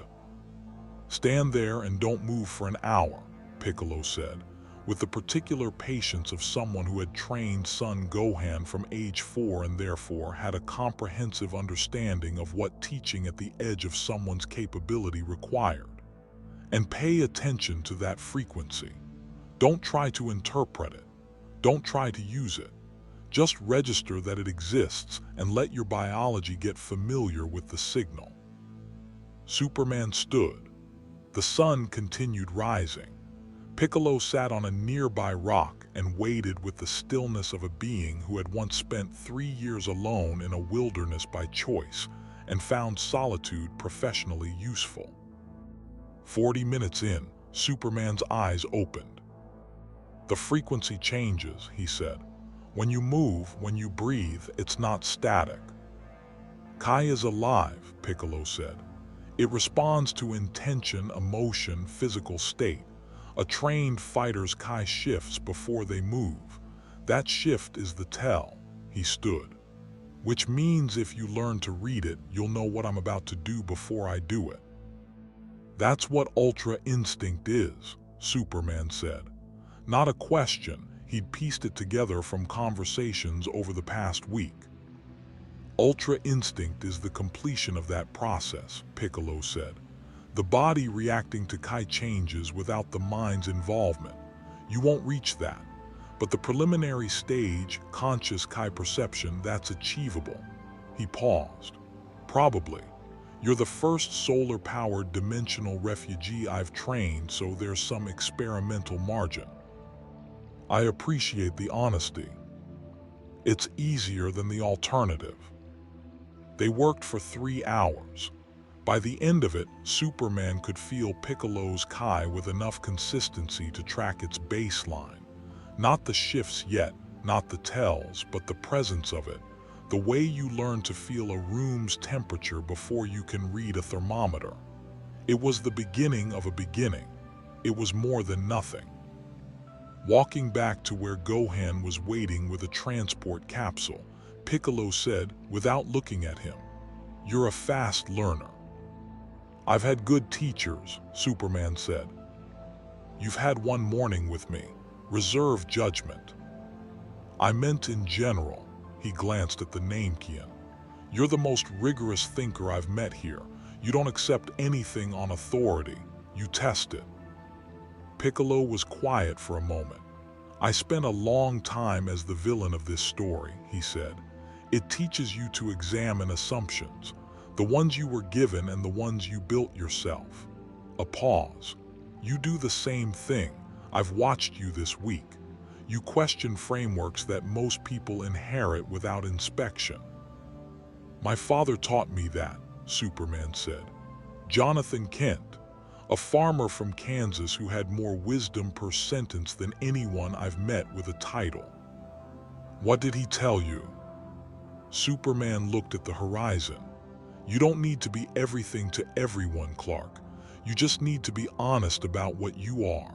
He paused. "I've spent a career arguing with the first half of that. The second half I try to keep." Piccolo absorbed this in the way Piccolo absorbed most things, completely, without immediate comment, storing it somewhere it would be useful later. "Your father sounds like someone worth knowing," he said. "He was the best person I've ever met," Superman said simply, "and I've met a lot of people." The convergence happened on a Wednesday, because crises in Superman's experience showed a statistical preference for midweek disruption. It began with 3 separate alerts arriving at Capsule Corporation within a 40-minute window, which Bulma processed with the focused efficiency of someone who had long since accepted that her home was a de facto crisis management center and had optimized accordingly. The first alert was from the Galactic Patrol. Maris, who had been quietly monitoring the situation since Superman's arrival, transmitted a report that an anomalous energy signature had been detected at the edge of the solar system. Not Frieza pattern, not any pattern in the Patrol's database, moving inward, slowly by cosmic standards, which meant it would reach Earth in approximately 72 hours. The second alert was from King Kai, relayed through Goku's connection to the North Galaxy's supernatural communication network, and it contained 3 words that King Kai had chosen with the care of someone who understood the weight of understatement. Something is coming. The third alert was from Dend at the lookout, and it was the most specific and therefore the most alarming. The Dragon Balls are resonating, all 7. simultaneously, without being gathered. Superman was in the room when all three arrived. He watched Bulma cross-reference them, watched Gohan's academic composure manage the transition to operational urgency, watched Goku's expression do the thing it did when genuine threat registered, the smile not disappearing exactly, but deepening into something that had more focus in it, the way a lens sharpens when properly adjusted. Vegeta, who had been leaning against a wall performing his usual impression of someone who wasn't paying close attention to everything, said, "It came because of him." Everyone looked at him. "The anomalous signature," Vegeta said, looking at Superman with eyes that were calculating rather than accusatory. "It doesn't match any known threat profile. It wasn't here before he arrived. His energy is foreign to this universe. It's been broadcasting on frequencies nothing here generates naturally." He paused. "Something that monitors those frequencies noticed. Something that responds to solar-derived energy from outside this universe," Piccolo said, working through it. "Something old enough to have encountered that signature before. Or something that's been waiting for it," Gohan said. And his voice had gone quiet in the specific way. It went quiet when his brain was connecting things faster than his instinct to not alarm people could manage. He pulled up a display and began pulling references from a database that appeared to index supernatural and cosmic event records going back several millennia. There are records, fragmentary, mostly from pre-Namkian sources, of an entity that traveled between universes feeding on energy it couldn't produce natively. Solar-based energy was specifically noted as the signature it tracked. "A parasite," Bulma said flatly. "An apex predator," Piccolo corrected. "There's a difference. A parasite needs the host alive. An apex predator just needs the energy." The room processed this. Superman stood very still in the way he stood still when he was loading a very large amount of information into a decision-making framework and needed the stillness to do it cleanly. He had brought this here, not intentionally, not through any choice he'd made, but the arithmetic was simple. His arrival had broadcast a signal. The signal had attracted attention. The attention was now 72 hours away and apparently capable of making 7 ancient mystical artifacts resonate simultaneously. "I should be the one to face it," he said. "That's a terrible idea," Goku said cheerfully. "It came from my energy signature. That makes it my responsibility." "It came for your energy signature," Vegeta said, "which means it's designed to counter your energy signature. Sending you alone is tactical idiocy." He said it without heat, just evaluation. "What we need is a plan that doesn't rely on the thing the enemy specifically came to neutralize." "Vegeta's right," Piccolo said, which cost Vegeta nothing and visibly cost Piccolo something. "I know he's right," Superman said. "I'm not suggesting going alone because it's smart. I'm suggesting it because it's my mistake to correct." "It's not a mistake," Gohan said quietly. Everyone looked at him. "You didn't choose to come here. You didn't choose to broadcast a signal. The entity coming here is making a choice. You're not responsible for the choices of something that decided to follow you." He met Superman's eyes. "What you are responsible for is how you respond to it. And responding alone because you feel guilty isn't strategy, it's penance." The word landed in the room with more weight than Gohan had perhaps intended, and it landed precisely on the part of Superman that recognized it. The part that had, over a lifetime of power and consequence, learned that guilt and responsibility were related but not identical, and that confusing them was a luxury people sometimes couldn't afford. "You've thought about this before," Superman said. I have a father who's gotten people killed trying to fix problems alone because he felt responsible for attracting them, Gohan said simply. I've given this speech before. I have a version with visual aids. From across the room, Goku said, "That was about me, wasn't it? Dad, everything is about you." That seems like an exaggeration. It really isn't.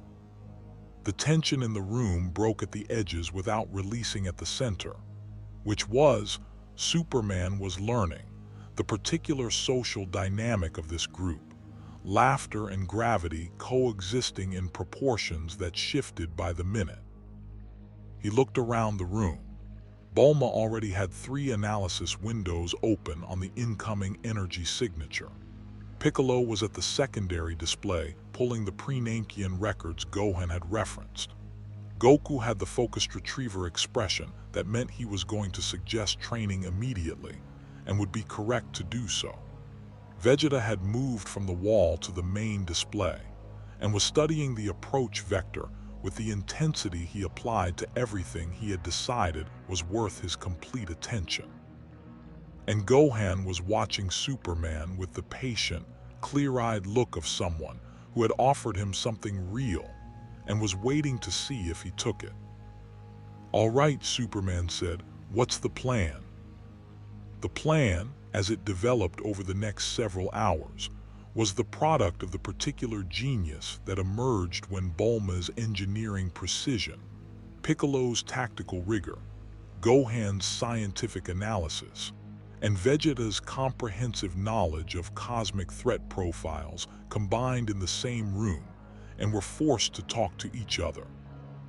The entity, which the pre-Namkian records called, in rough translation, the Hollow, was a being of near-infinite appetite and considerable age that had survived across universal boundaries by developing an adaptive energy consumption system. It could absorb Kai at high efficiency, which made standard Kai-based attacks self-defeating beyond a certain output threshold. What the records suggested it could not efficiently process was energy that existed outside its adaptive range. Specifically, energy from universes it hadn't previously encountered. Which meant Superman's solar energy, paradoxically, was both the reason the Hollow had come and potentially the reason it could be harmed. "So I'm the bait and the weapon," Superman said. "You're the bait and one component of a combined approach," Bulma corrected, with the precision of someone who had decided the phrasing mattered. "We're not sending you in as the entire plan. We're structuring the engagement so your solar output intersects with specific Kai-based attacks at the point of the Hollow's absorption process. If you hit it with solar energy at the exact moment it's trying to process a Kai attack, the incompatibility creates a feedback event in its absorption system." "How do you know that works?" Superman asked. "I don't," Bulma said. "I've extrapolated it from 4 fragmentary records and 40 years of energy physics study, but the theoretical basis is sound." "Has anyone tested it?" "You're going to test it," she said, with the cheerfulness of a scientist who has prepared a hypothesis and is genuinely curious about the result. Superman looked at Goku. "She's usually right about these things," Goku offered. "Usually. I've only been catastrophically wrong twice," Bulma said, and her tone suggested she was including this information as reassurance rather than caveat. The engagement parameters were established by nightfall. Superman and Goku would engage the Hollow directly, drawing its absorption focus. Piccolo and Gohan would operate on flanking vectors, targeting the Hollow's secondary energy processes with precision strikes designed to keep it from establishing the defensive absorption field the records described. Vegeta would hold back through the initial phase, not as reserve, but because Vegeta operating at full capacity from the start would trigger the Hollow's Chi absorption reflex and potentially feed it before the solar energy component could be applied. Vegeta had accepted this role with the expression of a man swallowing something that tasted exactly as bad as expected. "You're genuinely important to this plan," Superman had told him privately after the strategy session. "I know," Vegeta said. "I also know what it looks like from the outside. It looks like tactical discipline. It looks like I'm benched. Those are the same thing at sufficient levels of competence." Vegeta stared at him. "You're very good at making necessary things sound like virtues." "Jonathan Kent," Superman said simply. Vegeta's expression shifted through something brief and unreadable. Then, "Your father sounds insufferable. He was the best person I've ever met." "I know," you said, a pause that had something in it that Vegeta didn't name. "My father was a king who sold his people to a tyrant because it was strategically convenient." He said it the way you say things that have been processed so many times they've become fact rather than wound. "I've spent my life trying to build a different model of what strength means. I don't always succeed." "You're here," Superman said, "planning how to protect a planet that isn't yours by birth, alongside people you spent years treating as rivals, using a strategy that asks you to restrain your power for the greater good." He met Vegeta's eyes. "What part of that isn't a different model?" The silence that followed was the longest one yet between them. "You're going to be extremely annoying to have around long term," Vegeta said. "That's the nicest thing you've said to me. Don't get used to it." Two things happened on the evening before the Hollow's arrival that shifted the weight of everything that followed. The first was that Goku, sitting beside Superman on the Sun household porch under a sky brilliant with stars, said, "I want to show you something." He held out his hand, and in his palm, with the casual ease of someone demonstrating a card trick, a sphere of pale blue-white light appeared, Kai, visible and controlled, rotating slowly like a small star. "This is what I am," Goku said. "This is what every person here is underneath everything else.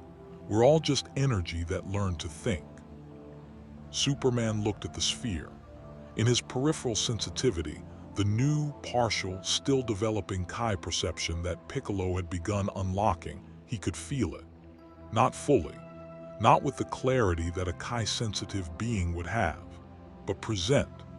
The frequency was there, and the intention behind it, the cheerful, uncomplicated warmth of a man who genuinely loved being alive and had made that love the foundation of everything he'd become. He held his own hand next to Goku's. In his palm, visible to eyes that could see infrared and ultraviolet and the full electromagnetic spectrum, a light appeared, solar energy, stored and shaped, yellow-white and steady. Not Kai, something else entirely, but similarly alive, similarly intentional, similarly a product of what he fundamentally was. They sat for a moment with two different kinds of light in their hands, on a porch on a planet that was about to need both. "You know," Goku said, "when you first landed I thought you might be an enemy." "I know. I wasn't scared though. Isn't that interesting?" "Is it? Usually when someone shows up that I can't read, I at least get some sense of their intent. With you there was just nothing. No Kai signature, no emotional energy, nothing." He looked at the two lights. "But when you shook my hand in the crater and I felt whatever you are, it didn't feel like a threat. It felt like someone trying very hard to be good in a universe that wasn't making it easy." Superman was quiet for a moment. "That might be the most accurate description of my entire life." "Yeah," Goku smiled. "Mine too, kind of." The second thing that happened was that Gohan found Superman alone in Bulma's lab late that night, standing at the window looking at the city, and said, "Whatever happens tomorrow, I want you to know something." Superman turned. "You've been here 9 days, Gohan said.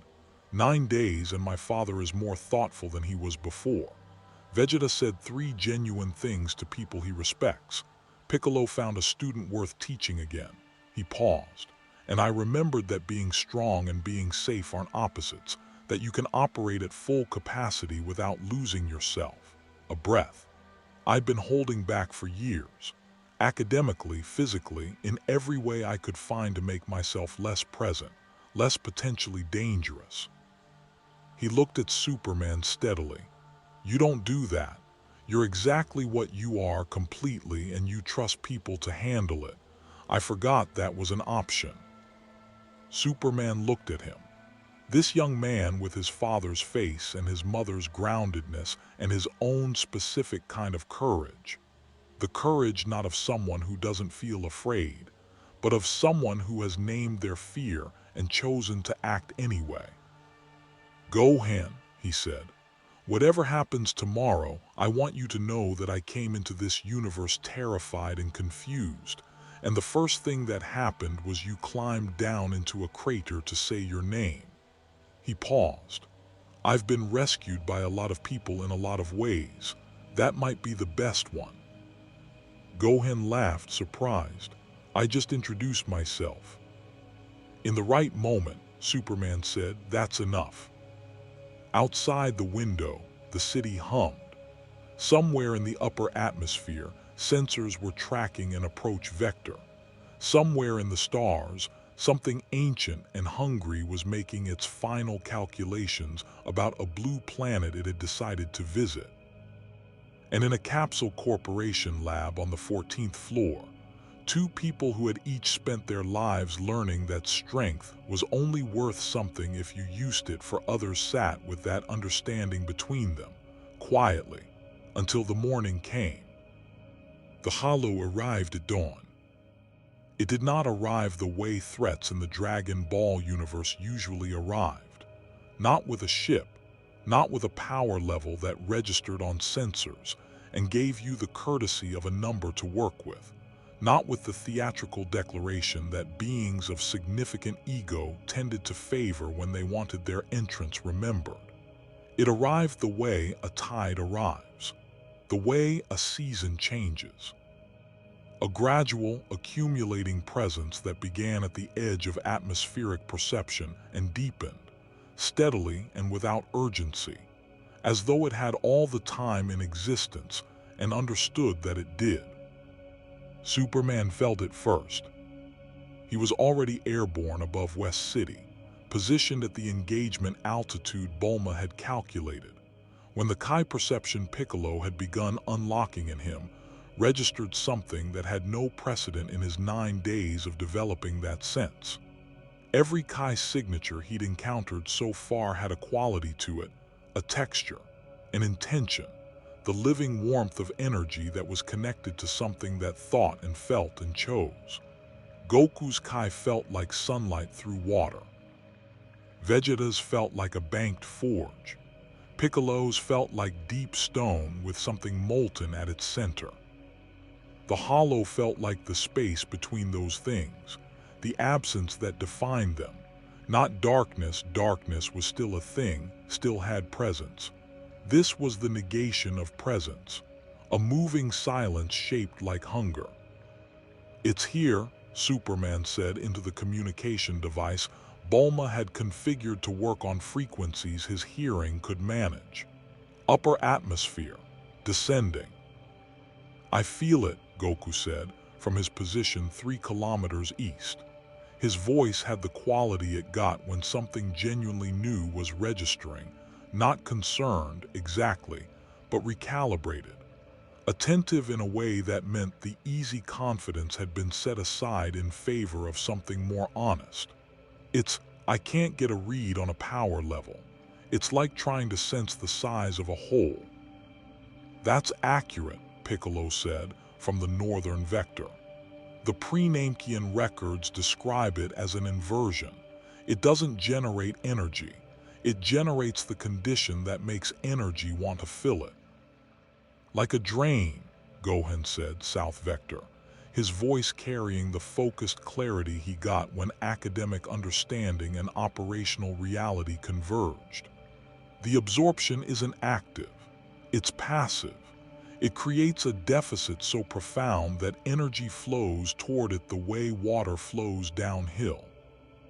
Then we don't let it get close enough to create the gradient, Vegeta said, from his designated position further back. And the discipline in his voice was the kind that cost something to maintain. The hollow completed its atmospheric entry without a shockwave, without heat, without any of the physics that should have accompanied a mass of its apparent size descending through atmosphere at that velocity. It simply arrived, a shape against the morning sky that was difficult to look at directly, not because it was bright, but because the eye kept sliding off it, the visual cortex refusing to fully commit to rendering something that seemed to exist slightly outside the frequency of normal perception. It was enormous. That much resolved clearly enough. The size of a small mountain, roughly ovoid, its surface, if surface was the right word for something that seemed to be the boundary between presence and absence rather than a physical membrane, shifting in patterns that suggested internal motion without revealing what was moving. It had no visible face, no eyes, no anything that communicated individuality or intent beyond the single, overwhelming, directionless fact of its appetite. And then it found Superman's solar signature. The shift was immediate and total. Every indeterminate drifting quality of the hollow's movement resolved into vector. It turned, the whole vast mass of it, with a speed that had no business belonging to something that size, and oriented on Superman the way a compass needle orients on north. Not aggressive, not reactive, simply correct in the way that a physical law is correct. He was what it had come for. It was here to have him. "All right," Superman said quietly. He flew toward it. This was the plan, or the first phase of it. Draw the hollow's absorption focus onto his solar energy. Establish the gradient Gohan had described on a controlled axis, and keep it pointed at him rather than dispersing toward the 4 other significant energy signatures arrayed around the engagement zone. The logic was sound. The execution required flying directly at a cosmic predator that had crossed universal boundaries specifically to consume him, which was the kind of task that revealed the difference between understanding a plan intellectually and committing to it physically. He committed. The absorption field hit him at 300 meters. It was not like being struck. It was like the air between him and his own power developed an opinion, a preference for somewhere else, a drift away from him, the solar energy that saturated his cells feeling, for the first time in his existence, like something that could be separated from him. Not violently, just edgeward, the way warmth leaves a room when a window opens. He pushed against it, focusing the stored solar energy inward with the deliberate compression he'd learned over years of operating in environments hostile to his power. And the resistance held, but it held the way a dam holds by constant maintenance against a constant pressure. "Contact," he said. "Absorption field is active. I can hold position for approximately." He ran the internal calculation. 8 minutes at current drain rate before I need to disengage and recharge. "That's enough," Goku said, beginning approach. What happened next was something Superman had not been prepared for despite the planning, because some things cannot be adequately communicated in tactical briefings and have to be experienced to be understood. Goku hit the hollow. Not a testing strike, not a probe or a calibration shot. Son Goku, in the silver-edged form of Ultra Instinct that moved like water and hit like the end of arguments, applied the full, focused capacity of one of the most powerful beings in the universe to a single, precise impact point on the Hollow's mass. And the resulting energy release rewrote the local atmosphere's opinion of itself in about a quarter of a second. Superman had fought beside gods. He had traded blows with beings who could move planets. He had stood in the energy wash of the most powerful events his universe produced. None of it had quite prepared him for the specific quality of Goku at genuine effort. The way it felt less like watching someone fight, and more like watching a physical law demonstrate its own existence, elegant and total, and completely without waste. The Hollow absorbed it. Not instantly, there was a moment of engagement. A fraction of a second where the impact registered, and the Hollow's surface churned with the effort of processing that much Kai in that short a time. But it absorbed it, and the absorption fed back into the gradient, and Superman felt the pull on his solar energy intensify by a factor that his internal threat assessment characterized as significant. "It's feeding," Piccolo said, and his voice was flat with the specific flatness of someone whose hypothesis has just been confirmed by the worst possible version of events. "The Kai input is accelerating the absorption gradient. Goku, disengage." Already on it, Goku's voice, for the first time since Superman had known him, had an edge in it. Not fear, something more interesting than fear. The sound of a fighter encountering a genuine problem and finding beneath the surprise something that felt almost like relief. A real obstacle, a real challenge. "Clark, it's going to pull harder now. Can you hold?" "Ask me in 30 seconds, Superman said. He held. Drain was extraordinary. A sustained, patient, absolute pressure against the solar energy that was simultaneously his power source, his invulnerability, and the thing that made him himself. He could feel it diminishing, not catastrophically but measurably, the way a candle burns. The sun above him was feeding him in real time, the Dragon Ball universe's yellow star doing exactly what it was supposed to do. But the input rate and the drain rate were in a race, and the drain was currently ahead. 6 minutes, he revised, maybe 5. "Piccolo, Gohan, flanking strikes now," Vegeta said, and his voice had the quality it got when he'd been holding back long enough, and the holding back was about to become its own kind of problem. From the north and south, 2 Kai attacks of very different characters hit the Hollow simultaneously. Piccolo's was surgical, a special beam cannon refined over decades of use, a drilling, rotating column of Kai that was designed not for maximum force, but for maximum penetration, aimed at the specific point in the Hollow's mass where the pre-Namkian records had suggested the absorption process was concentrated. Gohan's was enormous. Gohan at full power was something the Dragon Ball universe occasionally forgot about and was always reminded of at the worst moments.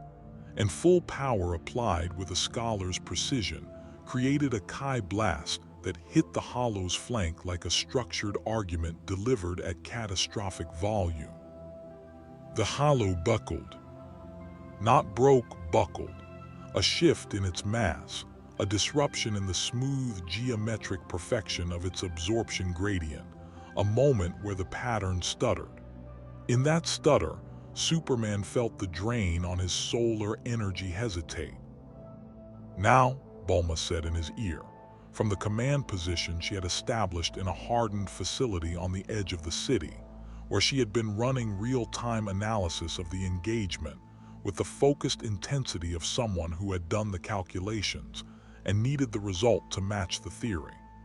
"The absorption process is disrupted. The feedback window is open. Hit it with everything solar-based you have, and hit it in the next 4 seconds or the window closes." 4 seconds was an eternity for Superman. He had operated at the speed of thought for long enough that 4 seconds contained sufficient time to make every decision he needed to make, to process every relevant piece of data, to examine the situation from every angle and arrive at a conclusion. He used approximately one of those seconds for all of that, and used the remaining 3 for something he hadn't done since arriving in this universe. Something he'd been conserving, instinctively, out of the same caution that had governed his power use his entire life. He stopped holding back. The solar energy that had been sitting in his cells, stored and compressed and managed with the careful discipline of someone who had spent decades learning that the difference between protection and destruction was control. He released it, not recklessly, not in the unfocused discharge of someone abandoning discipline, but fully, without the habitual internal governor he'd always kept engaged, the one that said, remember where you are, remember who's nearby, remember what you can do if you don't manage this. He was on the far side of Earth's atmosphere. The people he'd come to know were behind him. The target was in front of him. He let himself be what he was. The heat vision came first, twin beams of solar-converted energy that hit the Hollow's disrupted absorption core at a temperature and intensity that had, on other occasions, threatened beings who considered themselves permanent.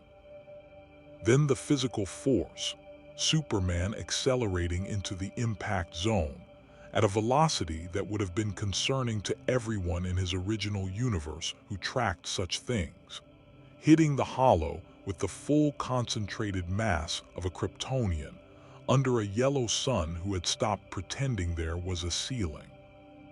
The feedback event was not subtle.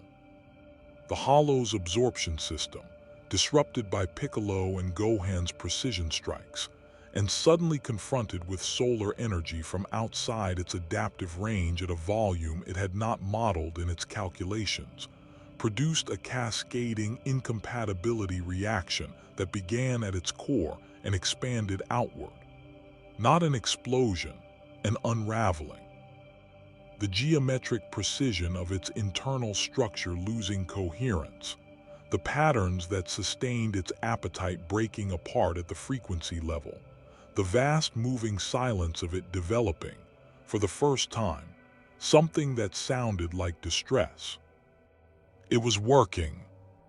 Then it adapted. This was what the pre-Nankian records had not fully communicated. The speed of the Hollow's adaptive response once it had a sample to work from. The disruption lasted 4 seconds. In the 5th second, the Hollow's absorption system had built a partial accommodation for the solar energy frequency, and the drain resumed, harder than before, now targeting the solar energy with a specificity it hadn't had initially. Superman felt it like a hand closing around the sun inside him. "It's learning," he said, and he had to work to keep his voice even because the drain was now significant in ways that were approaching serious. "Bulma, the feedback window worked, but it adapted. New plan." "Working on it," Bulma said, and the sound of rapid computation carried through the channel. "Clark," Goku's voice. "Close." Superman turned and found him there, 3 meters away, floating in the silver-edged calm of Ultra Instinct with an expression that was the deepest version of his serious face, the one that meant he'd been building towards something and was now ready to share it. "I have an idea. It's probably insane. Everything good today has been insane. I want to try to synchronize our energy outputs," Goku said. Kai and solar power discharged simultaneously at the same target point. Not sequential like before, simultaneous. Same moment, same location. 2 sources that are completely incompatible with each other and with the Hollow. Superman processed this quickly. "You think the incompatibility compounds?"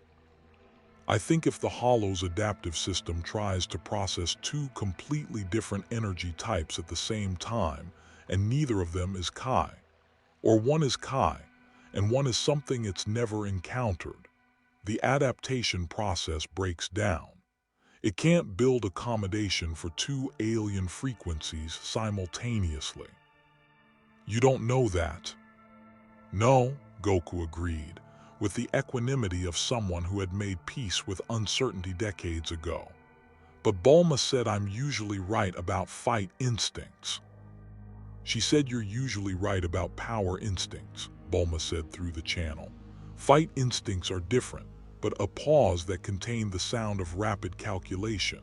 The theoretical basis is actually sound. Simultaneous incompatible energy inputs to a system optimized for sequential adaptive processing. The system was designed to handle one unknown at a time. Two simultaneous unknowns could cause an adaptive conflict. Another pause. Probably. I really need a better confidence threshold than probably, Superman said. In about 90 seconds you won't have enough solar energy left to make this attempt, Bulma said. So probably is what we have. Superman looked at the Hollow, felt the drain, felt the sun above him doing its faithful work, felt the 9 days of this universe in his bones, the crater, Gohan's name, Vegeta on a training room bench, Piccolo's voice saying pay attention to the frequency, Goku's palm with its small sphere of honest light. He looked at Goku. Synchronize on my mark, he said.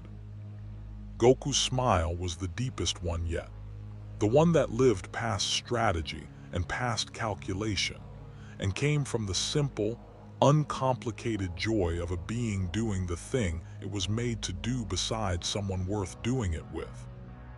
Ready, he said. They went.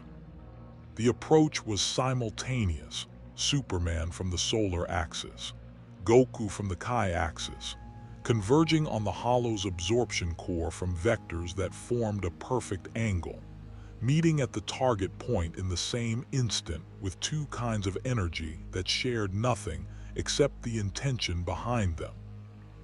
The Hollow's adaptive system received them both. It processed the solar energy first, the familiar incompatibility it had been working on, the partial accommodation it had built, and began the standard adaptive sequence.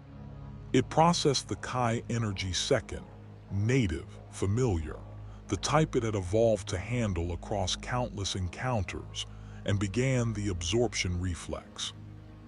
Both processes ran simultaneously.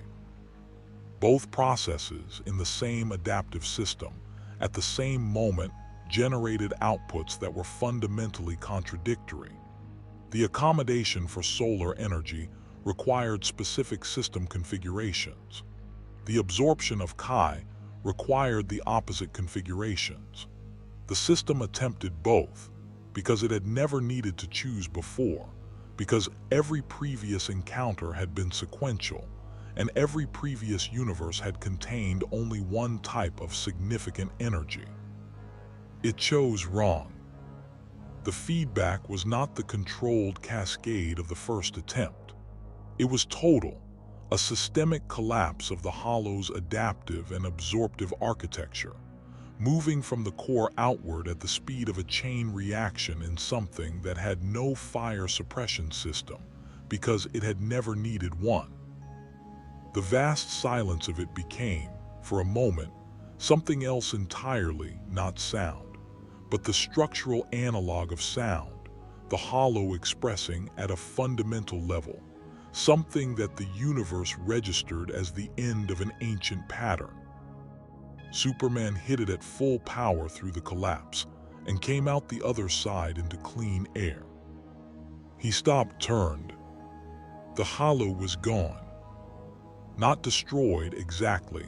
The pre-Nankian records had suggested true destruction was unlikely. Dispersed, scattered across frequencies so fragmented that reassembly would require spans of time that made the age of the universe look like an afternoon. Gone from this universe, gone from this threat's immediate relevance. Gone. The sky above West City was blue and ordinary, and the sun was doing what the sun did. Superman floated in it and breathed. Clark, Gohan's voice in his ear containing everything. Are you all right? He ran the inventory. Solar reserves were critically low. He needed direct sunlight for at least a few hours before he'd be at meaningful capacity. The Kai drain had left something that wasn't quite an injury, but was the physiological equivalent of a sustained stress response, the kind that required rest rather than treatment. His arm, where Zarbon's soldier had hit him, was fine, had been fine for days. Everything that mattered was intact. I'm all right, he said. From his left, Goku appeared, Ultra Instinct released, back to the orange gi and the open face, and the heartbeat that was steadier than it had any right to be after what they'd just done. He looked at Superman with an expression that had graduated from curious to something that didn't have a clean name but lived in the territory of genuine recognition. The look of one fighter who has seen another at full capacity and has updated every prior estimate accordingly. That was incredible, Goku said. What you did at the end when you stopped holding back. I've never felt anything like that. I don't do it often, Superman said. I know, I could tell. A pause. You should do it more. It's complicated. Yeah, Goku said, and looked at the empty sky where the hollow had been. And for a moment the brightness in him was quieter, thoughtful, a man who understood, perhaps better than almost anyone, the weight of power that exceeded most things and the specific loneliness that came with it. Yeah, I know. From the south, Vegeta descended into the engagement zone and looked at the empty sky, and then at Superman, and then at Goku, and his expression ran through something complex and settled on the version of respect that Vegeta expressed through the absence of dismissal. It worked, he said. It worked, Superman confirmed. The second phase was not in the plan. The plan needed updating. Vegeta looked at him. You went at full power. The situation required it. No, a pause. I felt it from my position, from 3 kilometers back. He said it with the directness of someone making a factual report, and the fact itself was the acknowledgement. I felt Beerus at full attention. I felt Goku in mastered Ultra Instinct. What you did at the end was, he paused again, searching for the word with uncharacteristic care. Different. Not the same scale as those, but a different quality, like something that exists outside the system trying to describe it. It was the longest evaluation Vegeta had offered anyone in Superman's presence. Thank you, Superman said. Don't thank me, it was an observation. But the line of Vegeta's shoulders had something in it that wasn't quite ease, but was the closest approximation Vegeta's posture usually managed. You should know I was watching your power management during the approach, the way you compressed solar output before the discharge. He paused, and this pause was the most telling one yet. I want to understand the mechanics of that, when this is over. Superman looked at him. You want to train together. I want to understand an energy system that operates outside Kai frameworks, Vegeta said, with the precision of someone who had phrased something 3 times before settling on the version least likely to be misinterpreted as vulnerability. Those are not necessarily the same thing. Of course, Superman said. And beneath the careful phrasing, in the frequency that was nothing like Kai and nothing like solar energy, but was simply the register of 2 people who had arrived at genuine respect through the most honest possible route, through conflict and observation, and the shared experience of facing something real together, Superman heard what Vegeta was actually saying. And it was enough. Piccolo arrived last, landing with the quiet certainty he brought to everything, and looked at the empty sky for a long moment. "The Dragon Ball stopped resonating," he said. "Dend confirmed it. Whatever connection the Hollow had to this universe's fundamental energy, it's severed." "Is it gone?" Gohan asked. "For our purposes," Piccolo said, "yes." He looked at Superman, and Piccolo, who expressed approval the way deep water expresses turbulence, invisibly, in pressures felt rather than seen, said, "You did well." Superman breathed in the clean air of a planet that was still here. "We did well," he said. Above them, the sun continued its faithful, indifferent, generous work, feeding the man who ran on its light, who had come from somewhere else and spent 9 days finding out what he was made of in a universe that measured everything differently, and had found by the end of it that some things translated across every boundary ever built. Strength was one of them. What you chose to do with it was another. The city looked different from above after. Superman had noticed this before, the specific quality of a skyline viewed from altitude in the hours following a crisis, how the ordinary business of existence reasserted itself with a poignancy it didn't carry at other times. West City's morning traffic was moving. Delivery vehicles were making their rounds. A school bus was navigating an intersection with the careful deliberation of a driver who had decided today was not the day for shortcuts. Somewhere below, a bakery was producing smells that reached even his altitude and reported, with considerable accuracy, that cinnamon rolls were happening. None of these people had known what passed above them an hour ago. Some had seen the light show at the upper atmospheric level and reached for their phones or their emergency protocols or their memories of previous incidents that had lit up the sky and been explained later in press conferences. But the cinnamon rolls were happening regardless. The school bus was being careful regardless. The city was continuing, the way cities do, because continuation is what cities are for. He stayed airborne for 20 minutes after the others had descended, recharging in the direct sunlight with his eyes closed and his face turned upward, letting the star do its work. The solar reserves rebuilt steadily. The Dragon Ball universe's sun was, if anything, marginally more efficient as a charging source than his own, a detail Bulma had noted in her preliminary analysis and filed under things to investigate further. He could feel the familiar fullness returning, the deep cellular saturation that meant he was himself again, completely, without the hollowed-out awareness of diminishing reserves that had occupied the fight's latter stages. When he descended, the courtyard outside Capsule Corporation had achieved the particular organized chaos of aftermath.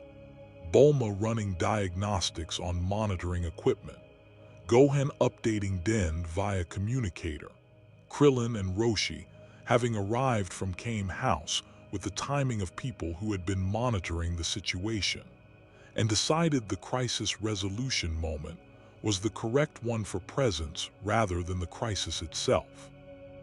Tyne was there, and Yamcha, an android 18 with the reserved attentiveness she brought to most gatherings. Kai had appeared with enough food for 12 people, which in this group was a reasonable operational calculation. Goku was eating. Vegeta was standing slightly apart from the group with his arms crossed, performing his customary impression of someone who had attended this gathering for structural reasons rather than social ones, and was doing it badly enough that the people who knew him well weren't bothering to maintain the fiction. Superman landed at the courtyard's edge and stood for a moment, watching. 9 days. He had been here 9 days, and the scene in front of him had the texture of something he'd walked into the middle of an ongoing story with history and complexity and relationships that predated him by decades. And also, beneath that, the unmistakable quality of something that had shifted. Not dramatically, not in ways that rewrote the existing narrative, but in the way that the addition of a new element to a system changes the system's behavior at every node, the effects spreading outward through every connection, small and cumulative and real. Gohan looked up from his communicator and saw him standing at the edge, and crossed the courtyard with the ease of someone for whom that particular distance had stopped feeling like crossing anything at all. Den says the lookout's energy readings have fully stabilized, he said. The Dragon Balls are back to normal resonance. He also says, a brief smile. He says he'd like to meet you properly when things calm down. He felt your energy during the fight and found it philosophically interesting, which from Den is fairly high praise. I'd like that, Superman said. And then, how are you? Gohan considered the question with the seriousness it deserved rather than the reflexive fine that social convention usually produced. Tired in the good way, he said finally. The way you're tired after something real, not depleted, more like cleared out. He looked at his own hands, then up. I went a full power today, completely, for the first time in it's been years. He said it with the careful honesty of someone acknowledging something they'd been carrying without fully examining it. It felt like something I'd been apologizing for. And now it feels like what it is. He met Superman's eyes, which is just part of me, not the whole, not something to hide, just part. Superman looked at him. This was what 9 days had produced. Among other things, Gohan arriving at a relationship with his own power that didn't require it to be either central or concealed. That was worth more than whatever he'd contributed to the morning's fight. That would outlast any tactical solution. Your dad's going to be insufferable about taking credit for that, Superman said. Gohan laughed. He already is.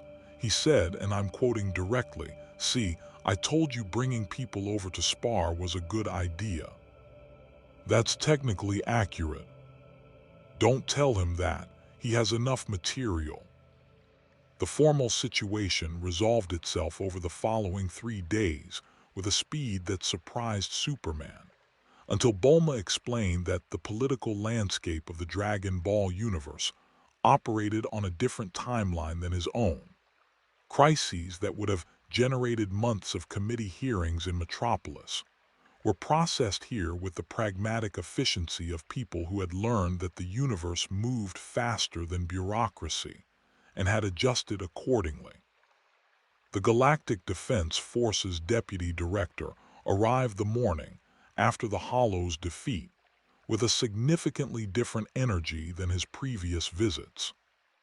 The Provisional Status Agreement was off the table, replaced with a simpler arrangement that Bulma had drafted and that the Deputy Director had clearly been instructed to accept, which granted Superman recognized guest status with the associated rights of movement and self-determination in exchange for a standing offer of cooperative engagement on future threats. No power limitations, no containment provisions, no Clause 7. This is more reasonable, Superman said. We had time to reconsider our approach, the Deputy Director said, in the careful syntax of someone who had received a phone call from someone with more authority making a strong suggestion. I appreciate it. The Z-Fighters were persuasive. He paused in the way of someone choosing a word that was doing significant diplomatic work, particularly Prince Vegeta. Superman absorbed this. Vegeta advocated for the agreement. Quite forcefully, another pause. He used the phrase bureaucratic idiocy several times. but the underlying position was advocacy for your status. After the deputy director left, Superman found Vegeta in the Capsule Corporation training room, which had become, in the past several days, the location where Vegeta processed complicated feelings about things by doing them in a space with reinforced walls. "I heard about your conversation with the Galactic Defense Force," Superman said. Vegeta didn't turn from the kata he was running. Political efficiency. A prolonged status dispute was a waste of resources better allocated elsewhere. "That's a very practical reason. I'm a very practical person." Vegeta. A pause in the kata. "What?" "Thank you." The pause extended. Vegeta resumed the kata, and his voice when he spoke had the particular flatness that meant something genuine was being communicated beneath the affectless delivery. "You fought well yesterday. You made sound decisions under pressure, and you didn't let pride override strategy." He moved through the next transition precisely. "That merits a basic standard of political protection. It's transactional." "Sure," Superman said. "It is." "Okay." A longer pause. The kata reached its end, and Vegeta stood in the finishing position for a moment before turning, and his expression was the complex one that he produced when multiple things he didn't typically examine simultaneously were visible at the surface. "My son asked about you this morning," he said. Superman waited. "Trunks, he's 17. He heard about the fight from Bulma and asked who the man in the blue suit was." Vegeta's voice was even and careful. "I told him. He asked if you were strong." A brief pause. "I told him you were strong in ways that didn't show up on a standard power scale and that those ways were worth studying." He met Superman's eyes. "He wants to meet you." "I'd like that," Superman said. "He's going to ask you to spar." "I know." "You should say yes. He needs to encounter a fighting style that isn't Kai-based. His technical range is—" Vegeta stopped himself, and the stopping itself was a tell. The prince who had spent decades performing disinterest in his son's development, the gap between the performance and the reality having narrowed in recent years but never quite closing. He's technically limited in ways that Kai-focused training doesn't address. "I'll spar with him," Superman said. "I'll be careful." "I know you'll be careful," Vegeta said, and the "you'll" wasn't a prediction. It was a statement of established fact, filed under things about you I have confirmed through observation and no longer need to qualify. The conversation with Beerus happened on the 4th day after the Hollow, which was either later than expected or precisely on schedule, depending on how well you understood the God of Destruction's relationship with timing. He appeared on the Capsule Corporation roof at noon, attended by Wise, who wore his customary expression of mild, benevolent amusement at the behavior of everything below the angel tier. Beerus was eating something. He was almost always eating something, and regarded Superman with the half-lidded attention of a cat that has been watching a new object in its environment, and has recently decided the object merits direct examination. "The solar creature," Beerus said, not unkindly, more the way a naturalist names a specimen. "Superman," Superman said. "Clark Kent if you prefer." "I don't prefer anything in particular." Beerus finished what he was eating and examined the empty container with momentary dissatisfaction before setting it aside. "I watched your fight with the Hollow." "From where?" "From where I watch things. Remotely." He looked at Superman with eyes that held the specific quality of a being who had existed long enough that most things were variations on patterns he'd seen before, and who found genuine novelty genuinely engaging precisely because it was rare. You have an interesting relationship with your own power. I've heard that before. You manage it the way someone manages a resource they believe is limited, Beerus said, even when it isn't, even when the situation demands more. He tilted his head. Where does that come from?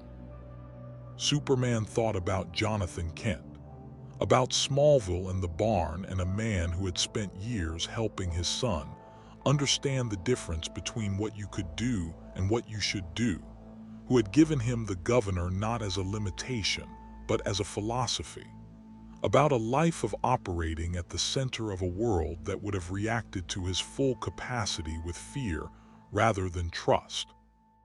I grew up somewhere I could have broken everything I touched, he said. The people I loved spent years teaching me that restraint wasn't weakness, that the strongest thing I could do was often the smallest thing. A pause. I've been arguing with that lesson for decades.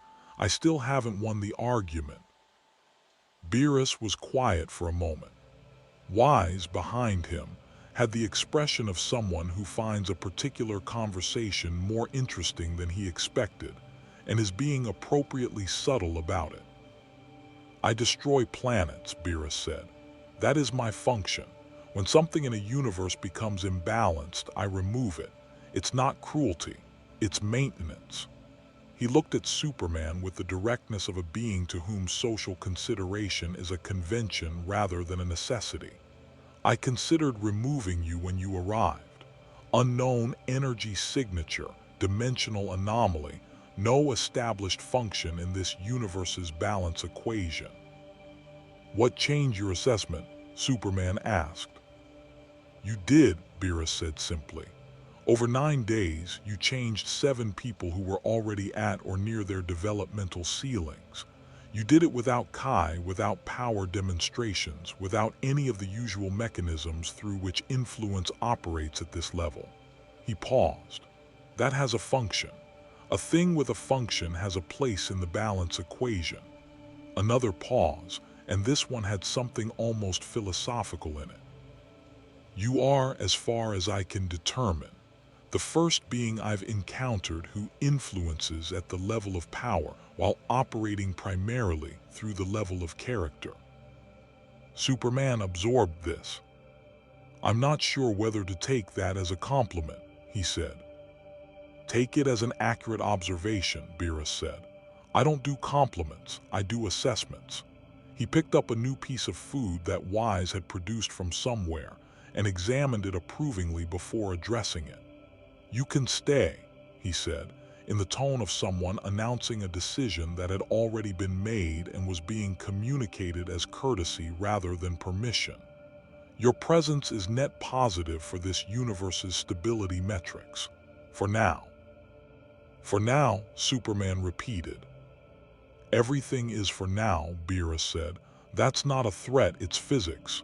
He finished the food. Don't make me recalculate. He departed the way gods of destruction tend to depart, with the complete absence of ceremony, there and then not there, leaving behind only the impression of significance and a mild smell of whatever he'd been eating. Wise lingered for precisely one additional moment and said, in the pleasant voice of someone with a very long perspective on most situations, he liked you quite a lot by his standards. The for now was almost warm. He smiled and departed. Superman stood on the roof alone for a moment, looking out at the city. He could go home. That was the thing he'd been turning over since Bulma's analysis 2 days ago. Her conclusion, delivered with the careful precision of someone who had checked her work 4 times, that the dimensional rift that had brought him here had a detectable signature that could, in theory, be recreated deliberately with sufficient energy input and the right geometric approach. She estimated a 63% probability of successful return transit. She had added, without prompting, that she would need several weeks to build the mechanism, and that during those weeks, She intended to collect as much data as possible on his solar energy conversion system, which was not a condition of her assistance, but was stated in a way that made clear it was very much a condition of her enthusiasm. 63% was not great odds for a transit through dimensional space. It was better odds than he'd had when he arrived. He hadn't told anyone yet, had been carrying it privately for 2 days, testing the weight of it, examining what it produced in him when he turned it over. What he found was complicated. There was the obvious pull toward home, toward Metropolis and the Daily Planet and Lois and the Justice League, and the 1,000 specific gravitational forces of a life he'd built over decades. That pull was real and constant, and would not have been honest to minimize. But there was also this. The 9 days that had become the shape of something he hadn't expected. Gohan at full power for the first time in years. Vegeta requesting a conversation about training. Piccolo finding, in the teaching of Kai perception, a version of the mentor role he'd inhabited at his best. Goku's palm with its small, honest light next to his own. Trunks who wanted to meet him. Dend who found his energy philosophically interesting. Roshi who had sat across a table and asked the right question. A universe where the strongest beings alive pursued strength because they loved what it could become, and where the highest form of that pursuit turned out, over and over again, to involve opening your hands in a crater and saying your name. He thought about what he would tell them. He thought about what he would tell Lois. He told them at dinner, which Kai had organized with the logistical authority of someone who understood that important conversations required adequate food, and which had grown to include everyone over the course of an afternoon. Goku and Gohan and Piccolo and Roshi, Bulma and Vegeta, Krillin and 18. Trunks who had arrived and immediately attempted to engineer a conversation with Superman that his father had intercepted and redirected twice before simply giving up and letting it happen. He told them about Bulma's analysis, about the 63%, about the mechanism she needed to build.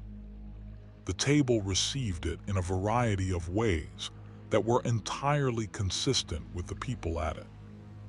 Kai's expression did the thing it did when she had processed an emotional reality and was deciding whether to express it or contain it, and she topped up his tea with the decisive efficiency of a woman who expressed most things through action. Krillin said, 63 is pretty good, right? That's more likely than not. By a margin of 13%, Bulma said.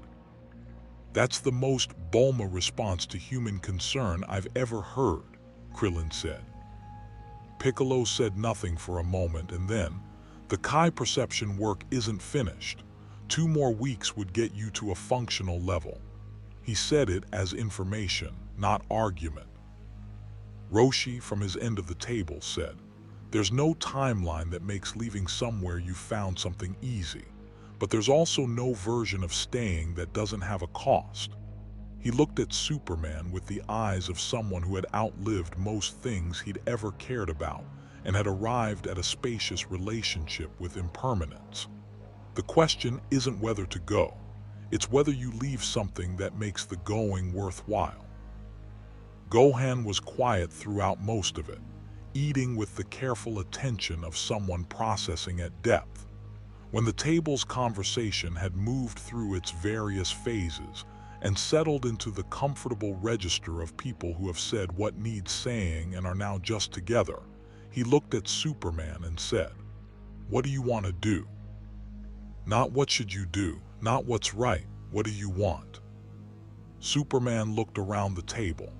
The mismatched, extraordinary, entirely improbable collection of people that this universe had given him, held together by years of shared crisis and chosen loyalty, and the accumulated sediment of caring about each other in ways that had started for various reasons and continued, because continuation was what genuine connection did.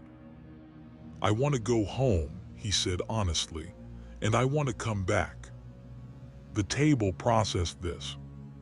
"That's not an either-or," Goku said, with the immediate clarity of someone for whom the obvious solution is always more available than for everyone else. "Bulma builds the device. You go home. You come back when you want. Right?" He looked at Bulma. "The mechanism would need to maintain the dimensional coordinate signature," Bulma said, already clearly thinking about it. "Which means I'd need to build receiving infrastructure on both ends, which means..." She stopped. "Can you get me someone on your side with access to sufficiently advanced technology?" Superman thought about Batman, about the Batcave and its comprehensive collection of interdimensional research, and the detective who had probably already theorized this universe's existence from ambient readings, and would absolutely want access to the data. "Yes," he said. "Then yes," Bulma said, with the satisfaction of someone whose problem has just upgraded from theoretical to engineering. "In principle, a stable transit corridor is achievable, probably." "There's that word again," Superman said. "I stand behind my probablys," Bulma said. "They have an excellent track record." Vegeta, from his end of the table, said, "When you go back, not if, when. Tell whoever you tell about this universe." He paused, with the care of someone choosing the important thing from among several things.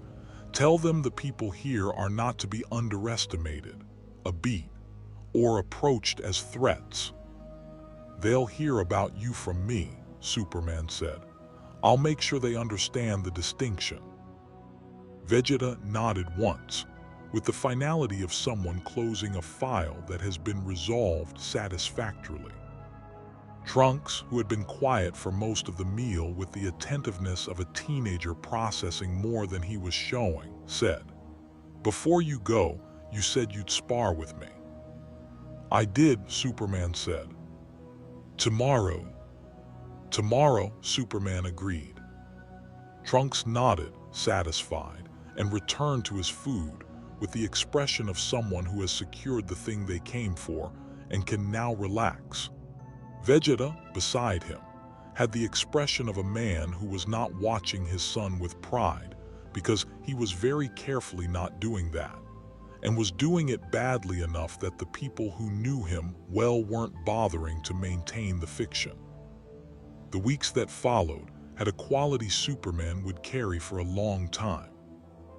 Bulma built the mechanism with the speed and precision of a genius operating at full enthusiasm, which meant it was done in 11 days rather than the projected 3 weeks, with 4 days of testing and adjustment before she was satisfied with the stability margins. She spent approximately half of each working day asking Superman questions about solar energy conversion, and the other half telling him the answers she'd already derived and checking them against his responses, which was the most efficient research methodology he'd encountered outside of actual Kryptonian science archives. He sparred with Trunks, who was exceptional, technically refined, strategically intelligent, with Vegeta's precision and something of his mother's creative lateral thinking, and who approached the non-Kai fighting style with a curiosity that became genuine enthusiasm once he understood its principles. They sparred for 3 hours the first day and 4 the second, and by the end of it Trunks had developed 2 novel applications of Kai control, specifically designed to interact with solar-powered opponents, which he showed his father with the contained excitement of someone who has genuinely learned something new. Vegeta watched the demonstration without expression, and then said, to no one in particular, that Trunks' Kai modulation had improved, which Trunks understood correctly as a considerable statement and filed accordingly. He continued working with Piccolo on Kai perception, until the function was reliable enough to use in combat conditions. Not perfect. Not the instinctive fluid awareness of a native Kai-sensitive being, but functional, present. He could feel the frequency shifts that preceded movement, read the intentions behind energy changes well enough to anticipate rather than react. Piccolo, at the end of their final session, said, "You have the foundation. What you build on it depends on how much time you spend here." "Then I'll spend enough time to build something worth having," Superman said. "See that you do," Piccolo said. And that was the most Piccolo the sentence could possibly have been, and it was entirely sufficient. He spent an afternoon with Roshi, who talked about strength and time and the specific loneliness of outliving frameworks. The world views and assumptions that had structured your understanding until you broke through them or they broke, and the disorienting freedom of what remained after. It was the most honest conversation Superman had about power since Jonathan Kent, and when it was over, Roshi made tea and they sat in comfortable silence, looking at the ocean, and Superman thought about his father and didn't feel the need to say anything about it, which was its own kind of peace.